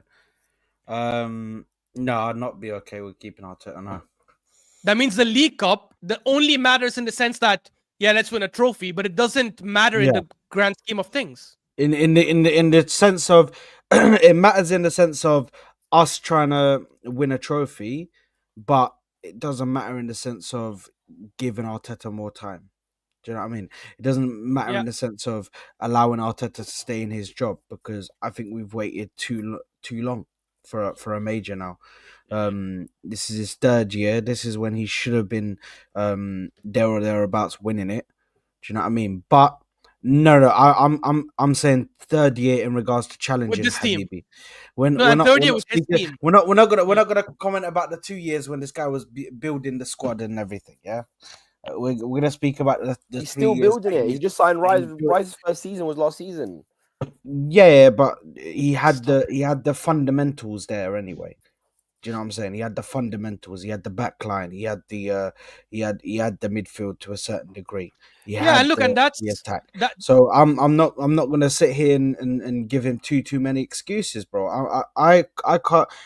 The progression thing. I tried to do the progression thing for the last 2 seasons, and I did it. But then this season, I said there's no way for him to progress other than winning a major trophy. Well, actually, for me, at the start of the season, it was actually winning a trophy as a whole. I would have taken the Carabao Cup and I would have given him another season. But now I realized... This is why I disagree with what Hook said, that if he doesn't win it, sack him. I want him sacked at the end of the season because I don't think he's going to win the majors. But that's why I'm saying for me, the Carabao Cup doesn't matter as much. Now I want us to win it because I know we're going to start our best team. But I think the Carabao Cup is like it's an additional 4th tournament that most countries, by the way, don't even end up having, especially like if you look at some of the major leagues, right? I forget the prize money because it's all like the prize money comes to us. It's only £100,000, but it's irrelevant. That's the FA Cup. The League Cup is actually the original cup. The FA Cup is the new, the FA Cup is the original one. No, the League Cup is the 4th one. The FA Cup is the original. The FA Cup is the oldest. Okay. The FA Cup. I didn't know that. The FA Cup is the oldest football tournament in history. Not just forget World Cup. That I do know. But one is yeah. called the League Cup. One is called the FA Cup. In my mind, it was this is the original League Cup. No. Because the FA Cup. That's why the FA Cup is included in the treble because it was always also the FA Cup. And I don't know, Saad and Souls, you guys might know this being there, but so every country has the domestic cup where every club in that country competes for it. That's the FA Cup in England. The League Cup, I don't think everyone competes. I think it's only the top. Was it 3 So or 4 straight up. leagues? Top 2 or 3 leagues, I think it is. Yeah, I think yeah, it's Premier League, Championship, and League One. I think. yeah. But Yeah, the, there but you the League go. One There you is go. And the that League tells, One is the earlier rounds. yeah, and that meets my point that it's not really that relevant. I think it's relevant maybe for him now to build momentum and all. But so Ashraf, to say that oh, it doesn't matter because if they want it, if it matters, then they wouldn't. You still sack Arteta because obviously Ten Hag won, you know, and he still got sacked. So I get what you mean to that premise, but that doesn't disprove the No, point. no. That Oh, actually, you are. no. Ten Hag didn't get sacked. What do you mean? He won it and he stayed because of it. No, but I mean, he didn't buy him enough credit ultimately, right? Because he didn't do anything else. So it's It it's did. easier to No, do but that. it did because they were planning to sack him end of the season. No, And when he won the FA Cup, they said, "Fine, we'll stick with but him." I mean, it agrees with your point. I think him being 13th also played a part. Exactly, that's so- what I mean. It agrees Yeah. with your point that it's obviously much harder to win a Premier League than obviously to win a League Cup, right? But that doesn't disprove the point that I'm making. The point I'm making is that as fans, we need to give up this mentality that we can pick and choose what we should focus on. Ultimately, we should obviously want to win the majors. But anyway, but by the way, I don't know what you guys, again, every football fan has their own opinion on what a major trophy is. Yesterday on Sky Sports, there was a stat that came out. Arteta spent 722 million, 5 years at Arsenal, one major trophy. Some people look at FA Cup major trophy, some people don't. Pundits do, footballers do, ex-footballers do. Ashraf doesn't. It's okay. We're not, again, everyone looks at it differently, right? But Arteta has got a major trophy to his name based on whatever you guys look at, okay? But I know what you guys are saying, League and Champions League. But Arteta does not have any credit in the bank to be dropping off competitions. I feel like over the years, we've dropped off in the Champions League against Sporting, poor FA Cup performances against Southampton, I think. We don't have that in the bank. We need to go for every single domestic trophy. Even if it doesn't keep his job, we need silverware. It shows achievement. It shows progression. Because I always say Why do we need silverware? I'll tell you Why? why. No, I'll tell you why. Because I don't look at League Cups, and I don't know if you guys agree with this one. I don't look at cups as in, oh, it's just a cup. I look at cups as who have you beat to win that cup. Okay? So, for example, when we won the FA Cup, we beat City, and who did we beat in the semis? Was it No, we beat City in the semis and we beat Chelsea in the final. Yeah, we beat two big teams to win the trophy. So it shows achievement. It shows that you've gone and beat some big teams to ultimately win the competition. So if we go and beat Newcastle home and away, let's say this season, and then go and beat Liverpool in the final, right? That's a big achievement. We've gone and beat some quality teams to win to win a trophy. Why are we going to go, let's not focus on it? When we're No one said that. No one said don't focus on it. I'm even saying start the main team, but I'm saying generally when you start the season, the League Cup, it doesn't matter for his job. Exactly, it doesn't at all. But If he could win the League Cup, he could win the League Cup, but it's irrelevant. Yeah. Anyway, he can not win anything this season. He's still staying at Arsenal, so that doesn't matter. Yeah, but that we all know that, bro. He could finish 7th, and the board will still keep him. That doesn't mean it's right. No, but there'll that's be a the lot more point. pressure. And I'm that's not sure about why. that, That's no, but but you know what I mean. That's But outside Champions League range, bro. That's that's no more money. You know what I'm saying? Crazy, yeah, Money. I agree. But that's why Scholes' point is very contradictory because he says in one breath that even if Arteta doesn't win anything, keep him. But at the same breath, he says, but he has to win silverware. We have to win silverware. Arteta's one of the best managers in the world. In my opinion, he's not even top 5. No, he is. I think he's top 2 or top 3. And this top is the 2 or top 3? Correct, Are you okay? Arteta is a young. Oh my god! When I start a company, I want to know what the Kroenkes do to create this whole backing of the company. You know what I'm saying? I need to know their secret. Bro. I need but to know that's the their thing. secret. That's the thing. But that's the thing. This is not a Kroenke thing because the funny thing is, if you look at the Kroenke's clubs, they've actually won majors in the last 4 years. If you look at the top 4 club players, they've won majors. It's only even the Arsenal women's team has won like majors in the last 3-4 years, which is also owned by them. For this guy to say he's one of the best or top 2 managers is mad because he's not better than Pep. We can already leave that out of the way. He's not better than Klopp, who I know is not managing right now, but he's still a manager. He wants to get not managing. What do you mean? So you mean between the guys? You mean from the guys who's managing right now? Okay, Carlo Ancelotti is better than him. Pep is better than him. I don't know. Ancelotti's going to decline. 100% Pep and Carlo Ancelotti are better than him. I don't even know why that's even an argument. I would argue Hansi Flick is better than him. He's won a treble with Bayern Munich, right? Xabi Alonso is better than him. What he did with Leverkusen is mental, going invincible the whole season. What are you on Inzaghi is about? better He's than not him. even. Inzaghi's better than him. Come on, like he's not even top 5. This is a mad argument. My You future know, gaffer isn't right it? there. I'm gonna show you one picture. Yeah, look. What the hell is that? I don't even know what that is. When you go to sleep at night, Ashraf, look at this guy in your dreams. Bruh, get He's that. never- You know the funny thing is, guys, I never had a leaving.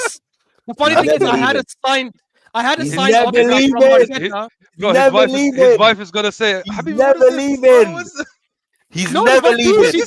She said that. You guys know before we signed Arteta as a manager in 2017, after we won the 2014 Cup, he came to the UAE and he did like a signing and all that kind of stuff. And I had a picture of him, like that was autographed, and a picture with him. I think I still have that picture with him, but the autograph picture got lost, like it got deleted. I don't actually regret it. I don't miss it. I'm not sitting here saying, "Oh, the autograph by Arteta." You know what? You know what? But my point is, okay, guys, because I just hold on, I want to go to that. I want to see one quick point Yeah. here, because I know I can see Saad's fuming. I know he's fuming because he doesn't agree with this premise at all. Right? I get it. I've seen. And you guys- rightly so, because Saad has common guys- sense. Yeah, listen. Look, He I'm does? After you're done, gonna- Saad will give us his Fuck up. thoughts on the manager. Yeah, I'll let Saad will give us his Saad thoughts speak. on this, I'll and let then we Saad can move to Jesus. I'll let Saad speak, but I'm gonna make a clear point here. That I want both of you, Saad and Ashraf. I don't know your position, but I want you guys to address the points. Yeah, that it's I'm bad. making, okay? Because Arteta, like just to start talking, 1 second, I'll be right back, guys. Arteta joined Arsenal with a bad team, had to do a big rebuild. When you join a club, football is not a metric-based sport. Football, you come and there's different projects based on the players you have, based on the position you are, based on where you've been in as a club. We came when Arsenal were in the dumps. We were a banter club. We finished in There's April. still metrics, though. The metrics are Listen different, but there's to what still I'm metrics. saying. Yeah, but you're waffling, bro. Exactly, but the metrics aren't the metrics you're talking about. Yeah, so it is a you're metric advancing. sport. So it is Yeah. a metric sport. But Okay, fair. it was very early, and we had a really bad team with the Socrates, the Mustafis, and with the Aubameyangs, who was off form at the time. He had to come in and restructure the entire club. There was a lot of bad personalities. There was a lot of madness that needed to happen. Okay, Arteta came in my opinion, transformed the club. Said, you know what, I'm the guy here. No one's bigger than the football club. Whoever doesn't want to be here, whether you're Aubameyang or you're bloody Socrates, you're getting the hell out of here. Ozil, it doesn't matter who it is. Okay, restructured the entire club, got rid of all the deadwood. And Arsenal fans at the time were we were a banter club, and I was there at the Emirates. I don't know if you were there. I was there on them dark days, on them dark nights. We'll get knocked out of competitions, the claw days, the days where it was all. And he's bad. done a good job. Okay, And what he's does that come in mean? and transformed the football club. Yes, As yes. a single lone manager with no managerial experience. What does that mean? What does that mean? No. though? Listen, So I'll tell you what it means. So you go through that entire rebuild. He's now taken us year on year, increasing points, increasing goals scored, increasing league position finish. Obviously, domestically in terms of the cups, nothing. But Ashraf doesn't rate them anyway, barring UCL. Now, when you get to I have standards. That's why standards. when you get to a stage now where Arteta has taken us X amount of time, Arsenal fans now have become accustomed now to this new norm of we're now a title challenging team. We need to win the Premier League. We're now a top team. Because 3 years ago, Arsenal fans were telling me any manager that can get us into the top 4 is a quality manager. Now that we've been accustomed, we're accustomed to a new norm of challenging for the title. So now, because of that, all my point is Arteta has enough credit in the bank to have one season filled with injuries where we regress as a team, to go back into the market, make some additions where he sees fit, and give him one more year to see where we get to. Because you know what if next year? What if next year he has a lot of injuries as well? What if next year he has like 6, 7, 11? If next year we regress again, then in my opinion, I'd be happy with. I wouldn't say Arteta out, but I'd be happy with him leaving. Or I'd be Why? happy Wait, no. Let's catch on that point. Why would you be happy with him leaving if he had 6? Let's say if he has major injury issues next year. Because he had Why the not give summer him? Why not give him one more Because I year? said it at the start of the stream, because he had the summer, which is the summer now. This summer I'm coming out to go in and buy the reinforcements. So if we get the injuries, we have better. So he had this summer. Exactly. Let's use your logic. He had this summer. I know, but I'm going off the present. I'm going off to the premise that Arteta thought we'd have another injury-free season. But that's also sackable, because how could a manager go into a season thinking we are gonna get lucky again? Actually, if anything, because you got so lucky last year, you should go with the assumption that we got lucky last year, which means we definitely will not win the league this season. But Arteta if he goes back in the summer, makes some changes, and we buy adequate replacement, we have the injuries, whatever. But the point is this: any new manager that comes in, guys, please. I know you guys looking at Maresca and Slot. I know Maresca and Slot has deluded you guys' brains. You guys think any manager that comes in after Arteta is just going to come in and Arsenal are going to go, we're the new Chelsea, new manager. You have to come in with the players you got and do a madness. You got to win a league. No, when a new manager comes in, Yeah, because the players are good enough. wait. When a manager comes in, he can. But we really need to get Saad go so we can. Okay, fine. But please, there's a key point here, Saad Nashraf. If a new manager comes in, he might start going, these are not my guys. I need a couple of years to rebuild. So it's his first season. He finished fourth. So don't hire him. Don't hire him. Simple. No. We're not a Chelsea. We're not going to sack managers year on year. Ashraf, we're not that club. You've been supporting Arsenal long enough. Please. No one is saying sack manager. Okay, Saad, I'll let you go in because I have so much to say, but I don't want to go on forever. I want to just say something. Obviously, on that one, so I would just say, and then we'll end on the Jesus topic. So we can finish. Yeah, hire the right guy. Firstly, that's what you have to do. Have a discussion with the manager in the interview stage and say to him, we want this squad. We've built this squad based on the image of Arsenal, not based on the image of Arteta. This squad can play in multiple different ways. It can play defensively. It can play attacking football. It can play possession football. Whatever you want to do. Whatever you want to do, this squad is capable of doing it. So we're not selling hella people and we're not buying hella people.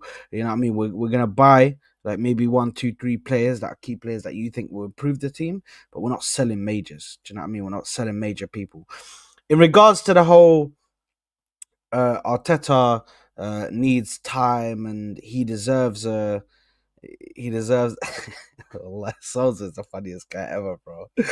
Wallahi, Souls is the funniest guy ever. The Souls is mad. No, he's on the phone. He's on the phone. Ah, okay. I thought he took a selfie. Yeah, he's sending a voice note. No. Wallahi, it's too funny. But here's the thing, yeah.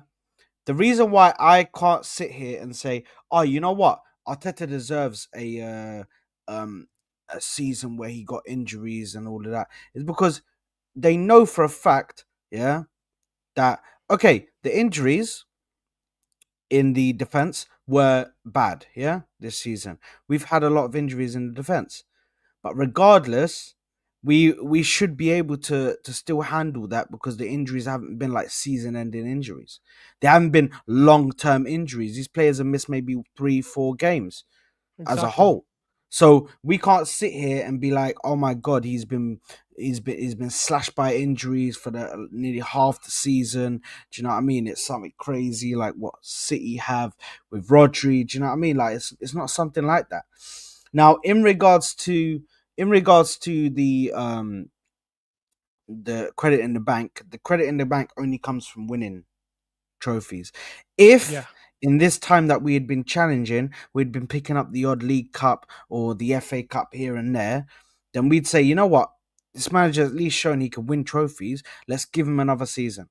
Let's put our trust in him and let's just see where this can go for the next season.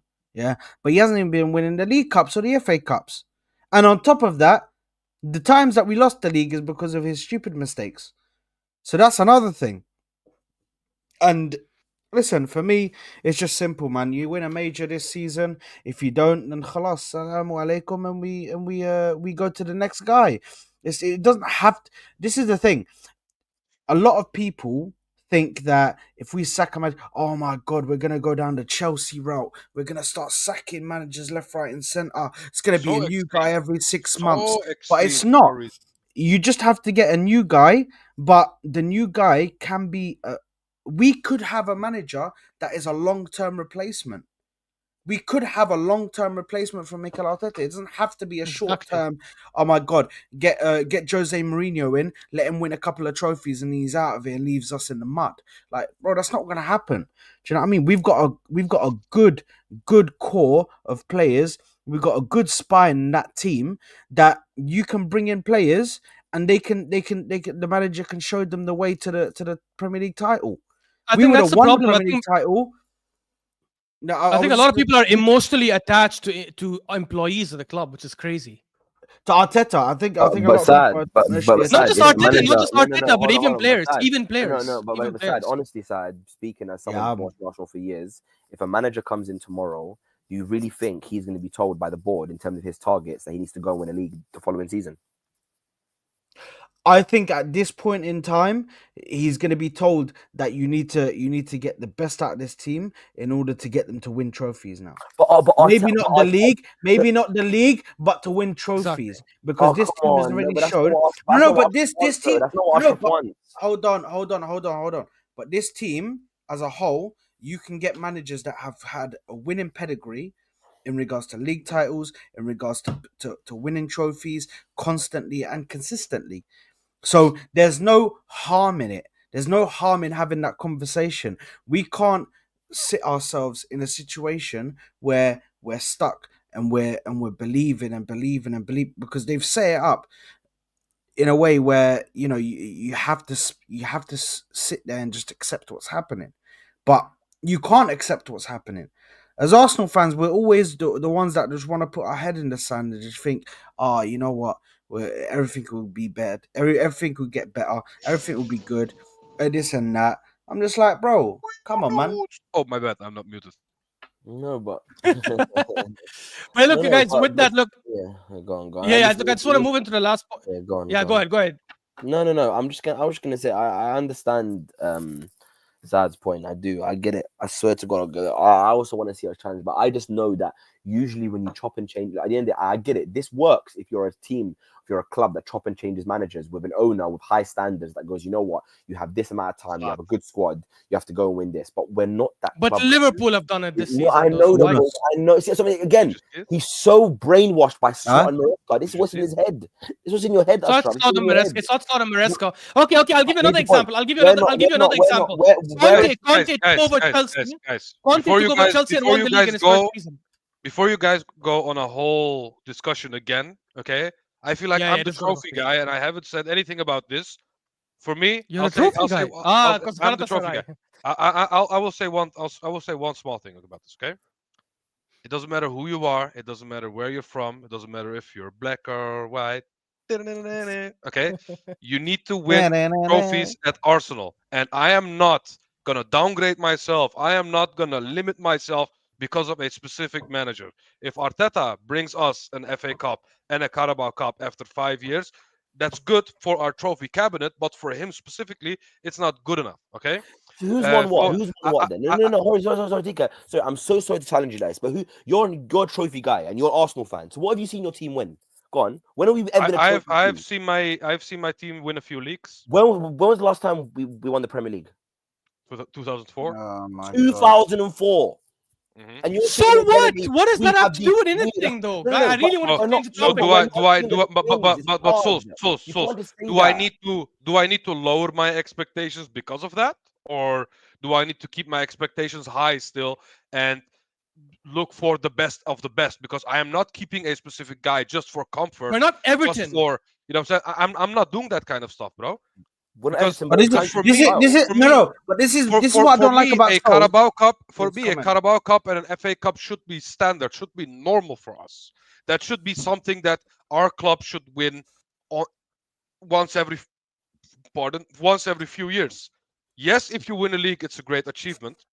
But for a club like the stature of Arsenal, if you are a specific individual who has been here for 5 years, won one cup with a team that wasn't yours, and then speak about, oh, maybe if he wins a Carabao Cup and an FA Cup, he will get a little bit more time. Brother, this should be normal at this club. We should be talking about, oh, if he wins the league this season or not, we should keep him or not. That should be the conversation, in my opinion. That's the stature of our club. And that's how I see my club still. You know what I'm saying? That's why I say I'm the trophies guy, because I am the representative of the Standards FC community, and I'm proud of it. You know what I'm saying? Go ahead. But it's not even the standard. No. Let's have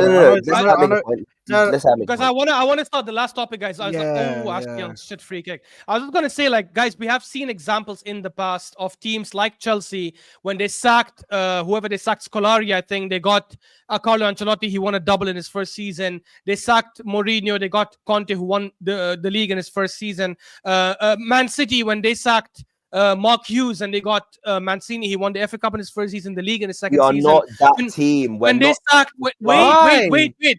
Let me Because land. Our owners don't build the structure Let like me that. land. I'm coming. That's why I don't listen to him. I'm coming to the point. I'm coming. Souls. I'm coming to that point. One second. I'm coming to that point. I know who the Cronkies are. One second. I'm coming to that. Because you I know who they are. I know who they are. Liverpool as well, when they hired Klopp, because the project of Liverpool and Arsenal is kind of similar. A manager comes in, takes the club from 8th. I think Liverpool were 8th or 9th when he took over. Builds the club year-on-year progression, which is what Arteta did. And eventually he won the big stuff, right? And now that they lost a legendary manager, they didn't sack him. I mean, he obviously quit and he wanted to leave. The manager they got, I don't know what expectations the board gave him. And that's why I'm saying the board's expectation is irrelevant here, because he came over to Liverpool, took a very, very good team and is getting them to challenge not just for the league and the Champions League, which is why I'm saying whatever manager we hire next, I should trust my board enough, especially given that the Kroenke, basically they're a sports company. They're not like, that's what they do. It's called Kroenke Sports Entertainment, KSC. They run clubs with the idea of winning stuff, right? I should be able to trust my club enough to say that they have enough money, they have enough scouts, that they're going to hire a manager who's not going to be like freaking a one-stop solution. He's going to be able to work with the current team. Yeah, he might say, give me one player here, give me two players here. But with the team, he's going to be able to take them and continue that growth and trajectory. Ashraf, will he be tasked? It's a direct question. Will he be tasked by the owners to win it? Because you now don't care about it. Because we're at the highest level. Even if he doesn't, he progresses us regardless. Even if he doesn't, he should progress us at least. Listen to what I'm saying, please. I'm begging you guys. Arteta's taken us to within 2 points of a title. He's taken us domestically in terms of league, the lowest possible position you can get to before winning a Premier League. So I'm assuming any manager that comes in needs to be told by the owner the next season, I want you to win a Premier League. No, why? Depends on where we finish the season. If we finish fourth this season, 2 years.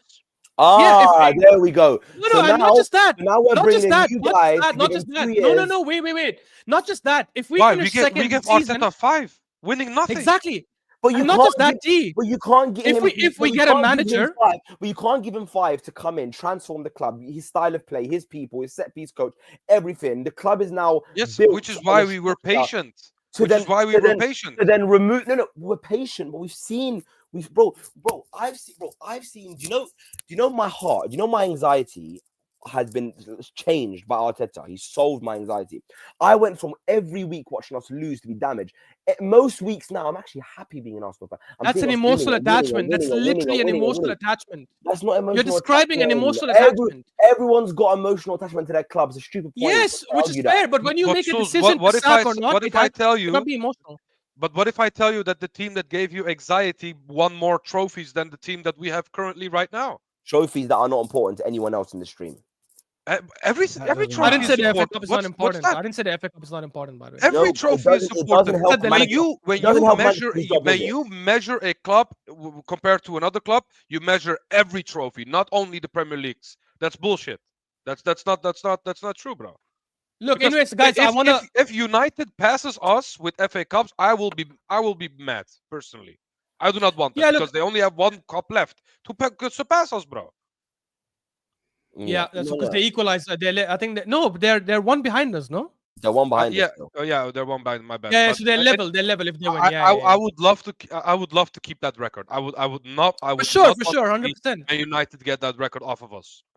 100%. I agree with that, and that's why I'm saying, like, I don't mind him winning, but him winning those cups for me is not good enough for him to stay. Given how much money, I don't mind the money he spent. I'm a huge advocate of it. I think anyone who says he spent too much money, that's crazy, because other teams have spent at the same time. But he has spent that kind of money. He's been here for 5 years, and I've been a supporter of him and a backer of him as long as he keeps progressing us. If he regresses us this season, in my opinion, that's it, because you don't have that credit because you haven't won stuff. And I love the ambition, guys. Yeah. No. Honestly. But the last point, because I wanted to discuss this before we move, and that is because this guy, I think, deserves a few minutes to discuss about before we go. And I'll start with you, T. I'm gonna be shameless. I don't give a shit. I know I criticized him the last few weeks. Have your moment. My guy, Gabriel Jesus. I said he slapped Crystal Palace the last 2 games. No, but obviously, I'm not gonna be reactionary. Wait, hold on. Why are you dancing around? How is he your guy? Because in the start of the season, Saad, T, and I think Hooks and V were there. argued about giving Did you Gabriel slap him like Jesus. this? Yes, Slap him like this, exactly. like this. We were arguing about giving Gabriel Jesus till the end of the season. Now I was saying I want to see him until the end of the season, to give him chance until the end of the season. If he doesn't pick it up, then yes, I want him gone by the summer. To be honest, I'm still gonna stick to what I said the last couple of weeks. These last 2 games will not change my stance about him. He needs to do this consistently for 4, 5, 6 games. However, and that's a conversation I want to have, and T, I'll start with you. I wouldn't even start my striker. Has he? I wouldn't even start with Havertz. Wait, that's what I was coming to, and I know we're gonna have an argument there. That's why I wanted to move past the Arteta thing. Should he be a starting striker now, moving forward, until he drops a stinker again? Let me pull up the stats before I cast my judgment, because I Until feel he like drops- Havertz is Yeah, because it's Havertz merit is based. having a pretty quiet season. You know what I'm saying? In my opinion, he has like 5 goals, 6 goals. I think in In the Premier League, I think 6, right? 6. Okay, he has 11 goals in total. 3 in Yeah. the Champions League, 2 in the Carabao Cup, and 6 in the Prem. And Jesus had 5 goals in the 2 entire games. year. And khalas. The entire Yeah? year. The entire year. Yeah, by the yeah, way, yeah. First 5 goals. For of the year. me, the reason why I would, for now, keep Jesus at the number 9 is because Arteta has this tendency to drop players when they have amazing weeks, amazing months, just because their favorite player returns from injury or from a red card. You know what I'm saying? I personally do not like that. He did that with Trossard after Trossard won Player of the Month. You know what I'm saying? That's insane to me that you put someone like Martinelli, who's trying to pick up his form, over a guy who's won Player of the Month.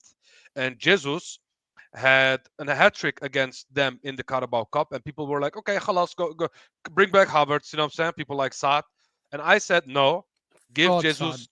I would personally start Jesus in the weekend game against Crystal Palace as well. That's what I said, because I feel like we cannot drop players that are dropping these performances, amazing performances for us, just because our favorite players returned from injury or because of our main quote unquote player returned from injury.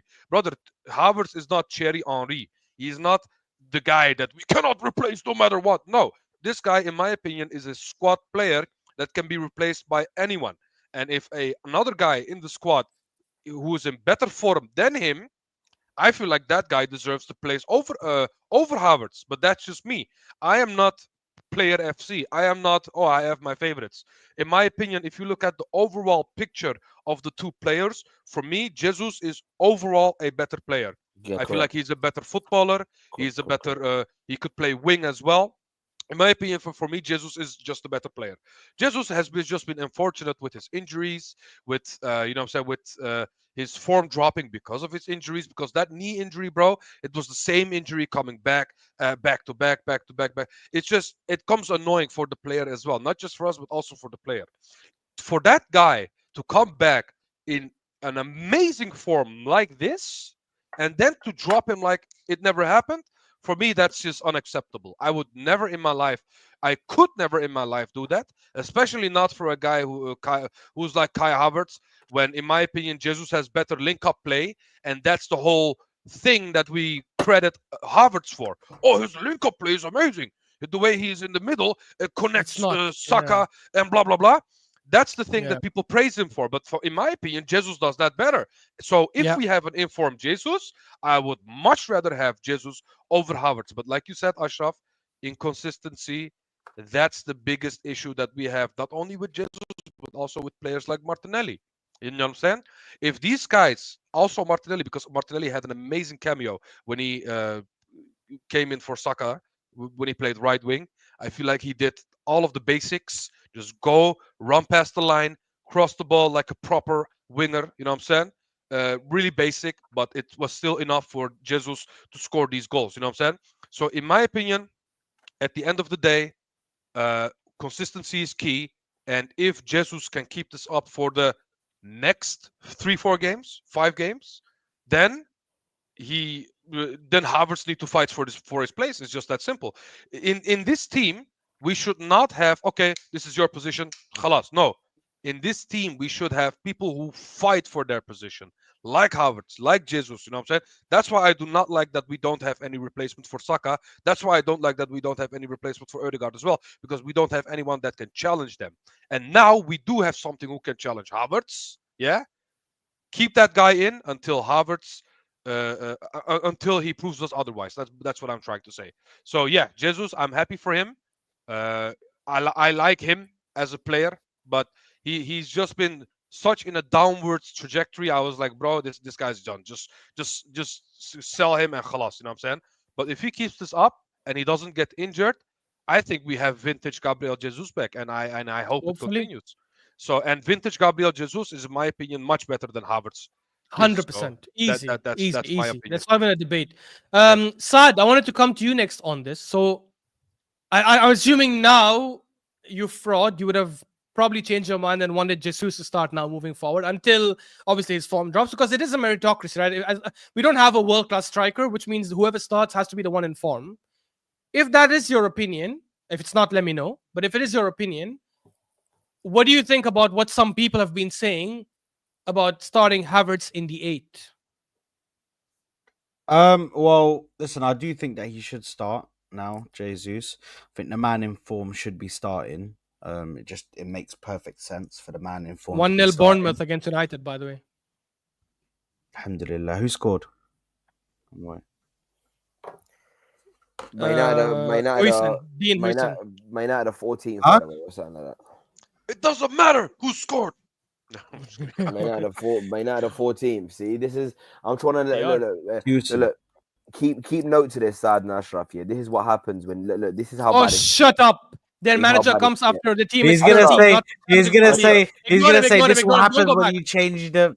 Yeah, Ashraf. Yeah, this guy Ashraf, is. Yeah. No, Ashraf, no, He no, gives Ashraf. one example and ignores the other. Saad, you were saying Ashraf. about Gabriel Jesus. Ashraf, I know Souls, we want to leave. We all want to leave. Souls, we all want to go. We all want to go. Yeah, but You're trust from me, Dubai as well. What do you you mean? can- But anyways, you go can- ahead. You can Go ahead, suffer. Saad.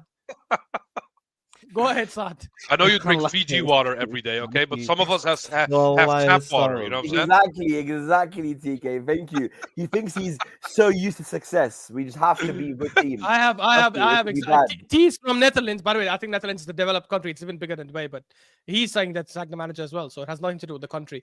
Go ahead, Saad. Yeah, because I've grew up with Fiji water, and now I'm succumbed to drink tap water. Of course I'm angry. Of course I'm angry, bro. Exactly. I agree with you. Go Go ahead. in Go ahead, Saad. regards to that one, I listen. I think I agree that the man in form should be starting. I actually think that Havertz is better coming off the bench. I think Yeah. he's a bit more in his Trossard arc, where coming off the bench against a weakened and tired defense. I think Havertz can do bits, man. We saw that against multiple teams when he's come off the bench at times. When we start off with a different striker, we saw that in the FA Cup, I believe, when we played in the FA Cup, when he came on and scored whatever goals against Preston North. I know it's Preston. But listen, it's still a game. Do you know what I mean? It's still you can only play who's in front of you. But in regards to Havertz, listen, I am a big believer in the fact that Guys, Jackson just missed the worst set I've seen in my life from 2 yards out, by the way. 2 yards out, he missed a header Yeah, you right were in front far of away goal. from It Back hit the like post. he never left, huh? Back like he never left. Literally 2 yards out, and it's the easiest header. He heads it to the post straight in front of him. Anyways, Can we just Go on, can we go just on, say, Saad. can we just say on But the side how good in he is? Havertz, oh yeah, sorry. go ahead, Saad. I just want to say, Havertz in the 8 stinks, and Yes. people who are still asking for it are they're just trying to do the Arteta is always right thing. The Arteta knows best.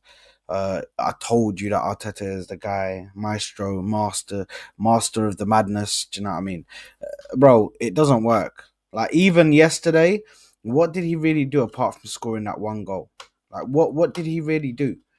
I understand he's good at making runs into the box, but what did he really do in the midfield? Bro, that As a goal was midfield. 99.99999% Jesus, bro. Let's be real. Come on. Jesus. Yeah.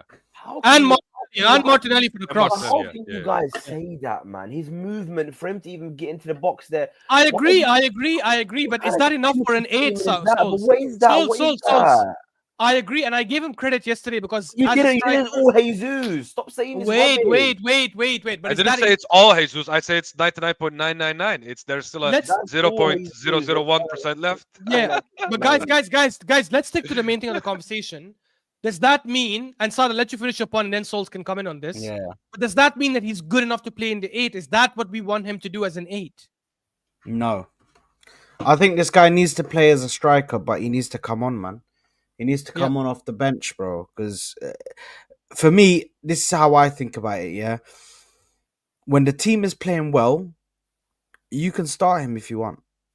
But when the team is struggling, he might not be the guy to play when the team is struggling, because we've seen games where he goes missing, even in the in the striker position when the team's struggling, bro. Do you know what I mean? The guy goes missing, or well, to be honest, I've seen him making runs at times, but also that I do put partially some of the blame towards some of the midfield players, because I do see sometimes he's making a good run and the midfield players don't pass the ball to him.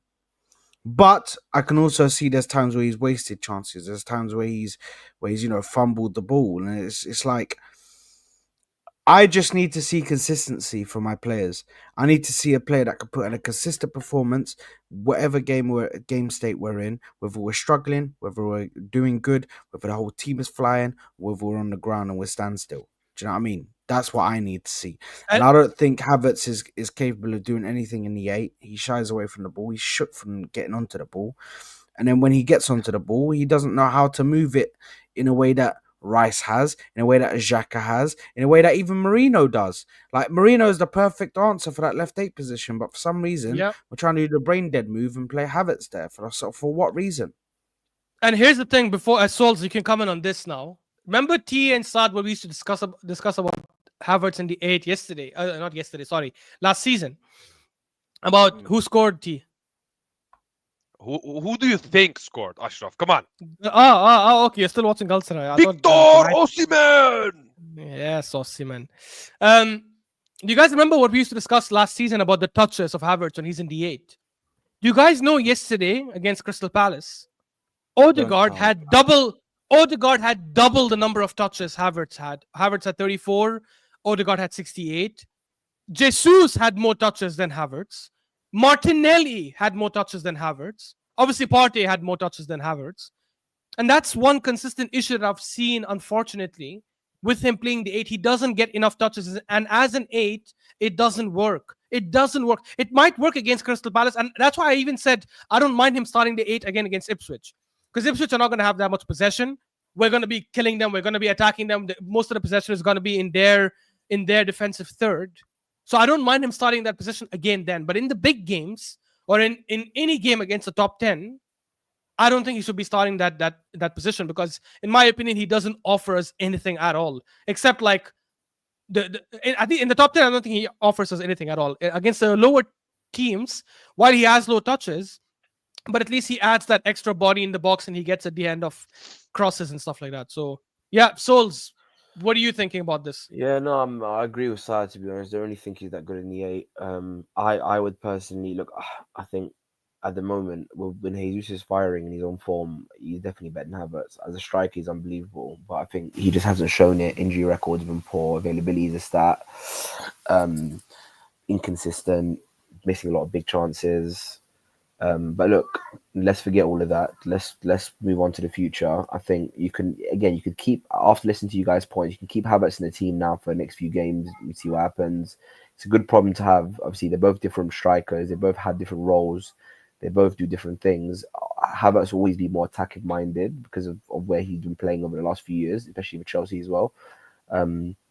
But yeah, I don't really rate Havertz in the 8. So I think if we are long term, look, either way, no smoke and mirrors. We need a striker, regardless of who's banging. I don't want this to go. I don't want this to smoke out Arteta's brain and go. There's a problem with Arteta now. If Jesus does start banging in goal, he's gonna go. Oh, you know what? We don't need a striker. I still think, from what we've seen over the last few seasons, we definitely are crying out for an attacker, a striker mostly. where he and I think we need to not let Jesus or Havertz as form blindside that argument.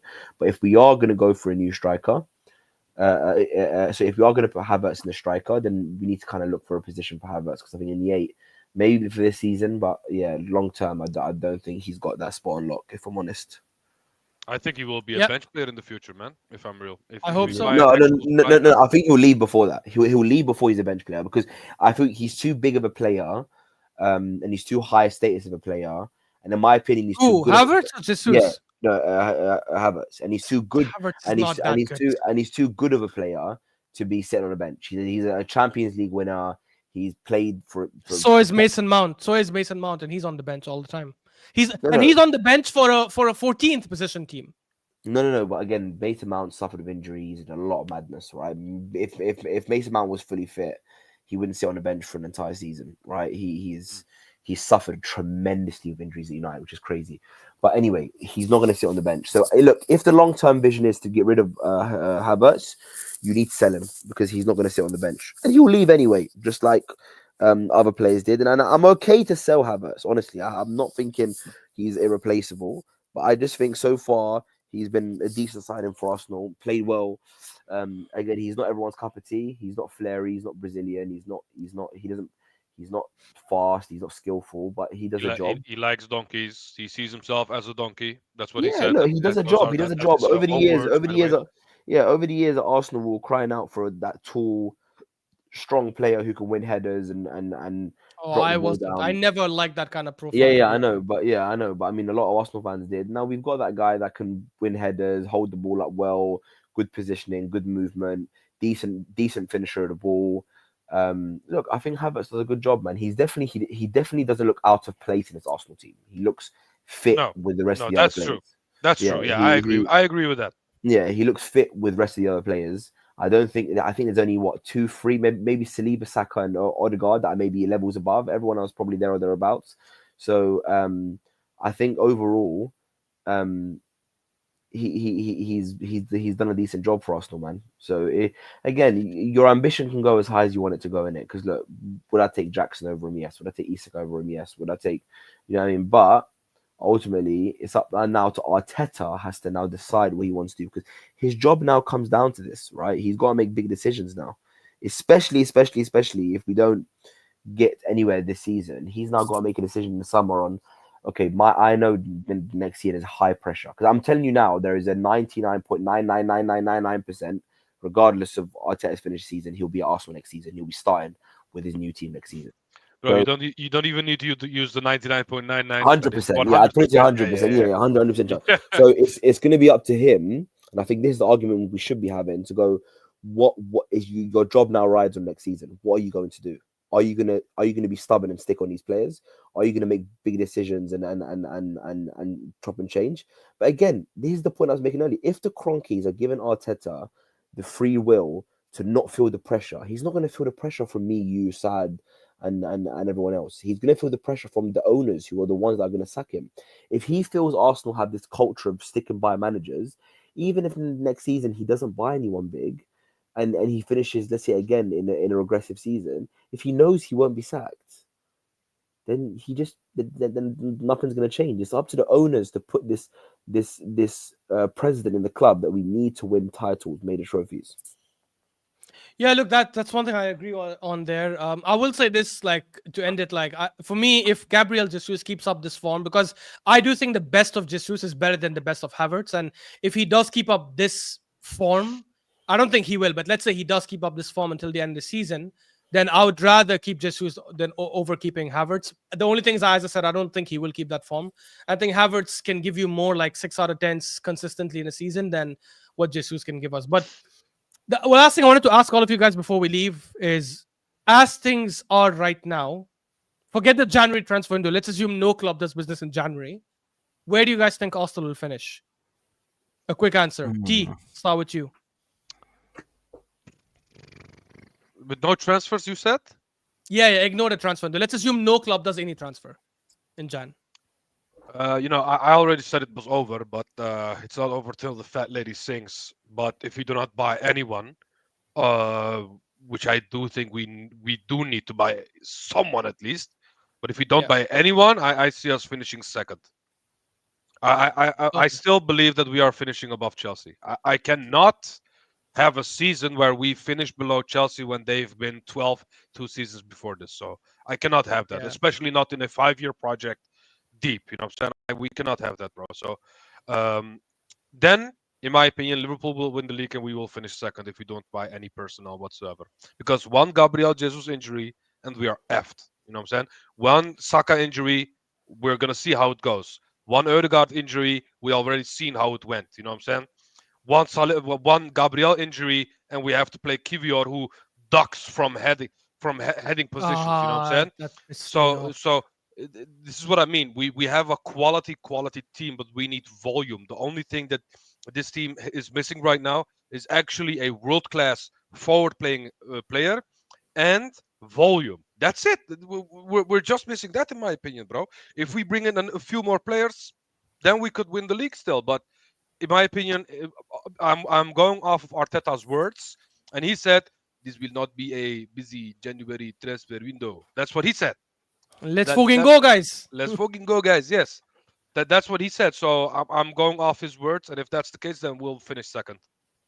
Yeah. Fair. Yeah, I Saad. think the same. The exact same. I think we'll finish second. Hmm. Yeah, I think we might get into a little groove, gone a little run, but I still don't think it'll be enough to overdo Liverpool. But you think we'll overtake Chelsea? Yeah, I do think we'll overtake Chelsea, but I think Liverpool might be a bit of a stretch, especially given that we have to play them at Anfield, so late in the season. I don't know how that Yeah. game's gonna go, and I don't think these men have got the cojones to be like the Anfield '89 team did. Do you know what I mean? They ain't got the cojones for that. So Yeah. Souls. Yeah, no, I'd say I agree. I agree. In premise, I think we could finish third. I think we could only because I think Chelsea are so dominant in goal scoring, but I think they do lack defensively. Um, I think I would either say second or third. If you ask me now, I'd probably say I think we're gonna finish third. Um, and yeah, I think we'll probably get to the maybe quarters in the Champions League, maybe semis if we have a good run in. And yeah, we may win one of the FA Cups or League Cups. I think that's the season. I think that would be for me a bad season, obviously, but ultimately that's what I think. And we've done it to ourselves. We can't excuse the Fulham game. We can't excuse the Everton game.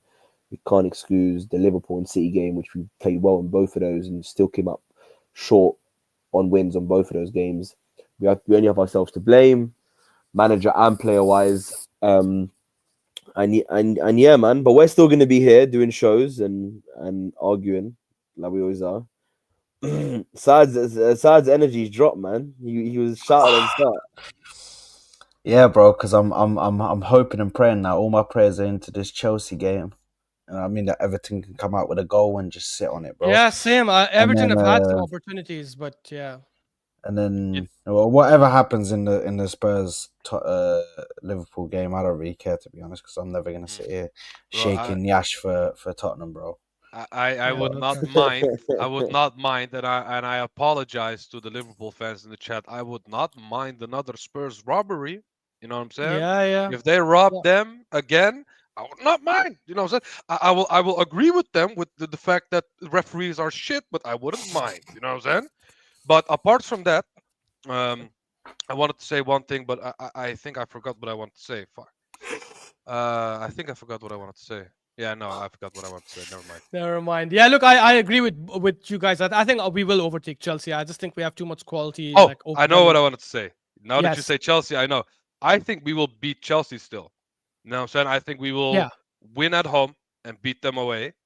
So, of a win at home and draw away. So, Yeah. in my opinion, we will go above them because of that. Basically, I feel like Yeah. when Yeah. it comes to the other games against the smaller sides, we will be neck and neck. But when it comes to facing each other, like we have with Man City, I will think we will get the better of them still. And not just facing the other teams. I think when it comes to facing the big six, the big teams, I think we will do better than Chelsea. We are already, I think, doing better than Chelsea. We have won against Spurs. I mean, they have won against Spurs too. We drew against Liverpool. They lost, although that was at our ground. And they lost to City. We drew to City. So far, we are doing better than them. And then if you take the fact that we drew at their ground, then we're definitely better off. I think we will finish second as things stand. If Liverpool somehow lose to Spurs today, I might slowly start changing my energy. I don't see it happening. I think Liverpool will win. But if somehow, and even though I predicted a Spurs. Saad, what did I predicted a Spurs win, right? Yeah. Yeah, I predicted a Spurs win more out of like hopium than anything. I don't even know what I predicted. What did I predict? You predicted a draw. Honestly, Can I think I can we predicted just can we just go? Can we just go through the predictions quickly? Sorry, I know you want to Yeah. wrap up, brother. Yeah, So no take backs, buddy. That's not how No, it no, works. no. Hold no on. take backs, no take backs. I just want to gather up the Aston- points. Okay. Aston Villa, Man City. I said 1-1. You said 2-1 City. We both were wrong. Brentford, Oh, I Forest. thought I said Aston Villa. Nah, you said 2-1 City. Brentford, Forest. I said 2-2 draw. You said 2-1 Brentford. Forest 1. Thank God this Brentford home run is done, because it was the most overhyped run out there, because all their wins okay. at home came against the bottom half of the table. Crystal Palace, Arsenal. I said 2-0. You said 3-0. Obviously, the score was 1-5. Everton, Chelsea is still going on. Fulham, Southampton. Ipswich, Newcastle, 4-0. You said 2-1 to Ipswich, you shameless fraud. I said 2-1 to Newcastle at least. 2-1 to this Ipswich. fraud. Sad. He said Sad. 2-1 to 2-1 to Ipswich, bro. It's Ipswich. mad. Guys, Newcastle scored bro, so No, much I- goals. listen, no I can't wonder lie. you're losing, Saad. No wonder. Bro, listen. Honestly. I thought I was cooking. I opened the pot. It was salmonella. It's all good. Let's move on. It was so bad. And then What's the West Ham one? Yeah. West Ham, Brighton, you said 2-2. So fair enough. You got that. It's 1-1. I said Vamos! 3-2 What did Brighton. you say? I said 3-2 Brighton. Shameless Brighton. And Spurs, Liverpool, you said 1-1. Man United, Bournemouth. To be fair, you said 2-1 Bournemouth. So you're so far winning, not in the scoreline, but in the result at least. I said 2-1 United. So I think I'm going to have to hold that. And then Leicester, Wolves, you said 2-2 draw. I said 1-1. We are both off the mark. Saka and Gary O'Neill is the best thing that happened to them. They're smashing Leicester 3-0 in the first half. It's 3-0. so- I thought it was 2-0. 3-0, bro. Matheus Cunha scored the third goal. Damn. I got him in my FPL, thank God. Hey, um, whoever buys him is gonna get a great bench Yeah. player, in my opinion. He is a very good squad player. And the Yeah. last one is actually the last two, Fulham, Southampton. You said 2-1 Fulham. I said 3-1 Fulham. It's still 0-0. And the last one is Everton, Chelsea. So far, you're getting it right. It's 0-0. I said 1-1. So we'll see how that goes. Inshallah. Cool. Inshallah. That is it for this one, guys. I'll try to make this like a weekly show. Obviously, it'll not be going this long. We did kind of argue about certain things, which were interesting, to be honest. But yeah, guys, please don't forget to. Yeah. That's mostly Soul's fault. 99% Soul's fault. Dropping the Where to arguments, bro. go? T is obviously happy. Galatasaray is absolutely winning. It's Bro, smashing the team. 5-1. 5-1. That's I got Arsenal. I Crystal got Palace two result. 5-1s back to back. That's I got 2 on Those- it. Cool. these are my clubs, bro. Guys, you'll find the description to the Saad's Football Corner and Hooks' channel in the description. Please don't forget to like and subscribe to their channels as well. And we'll see you guys in the next time. Peace.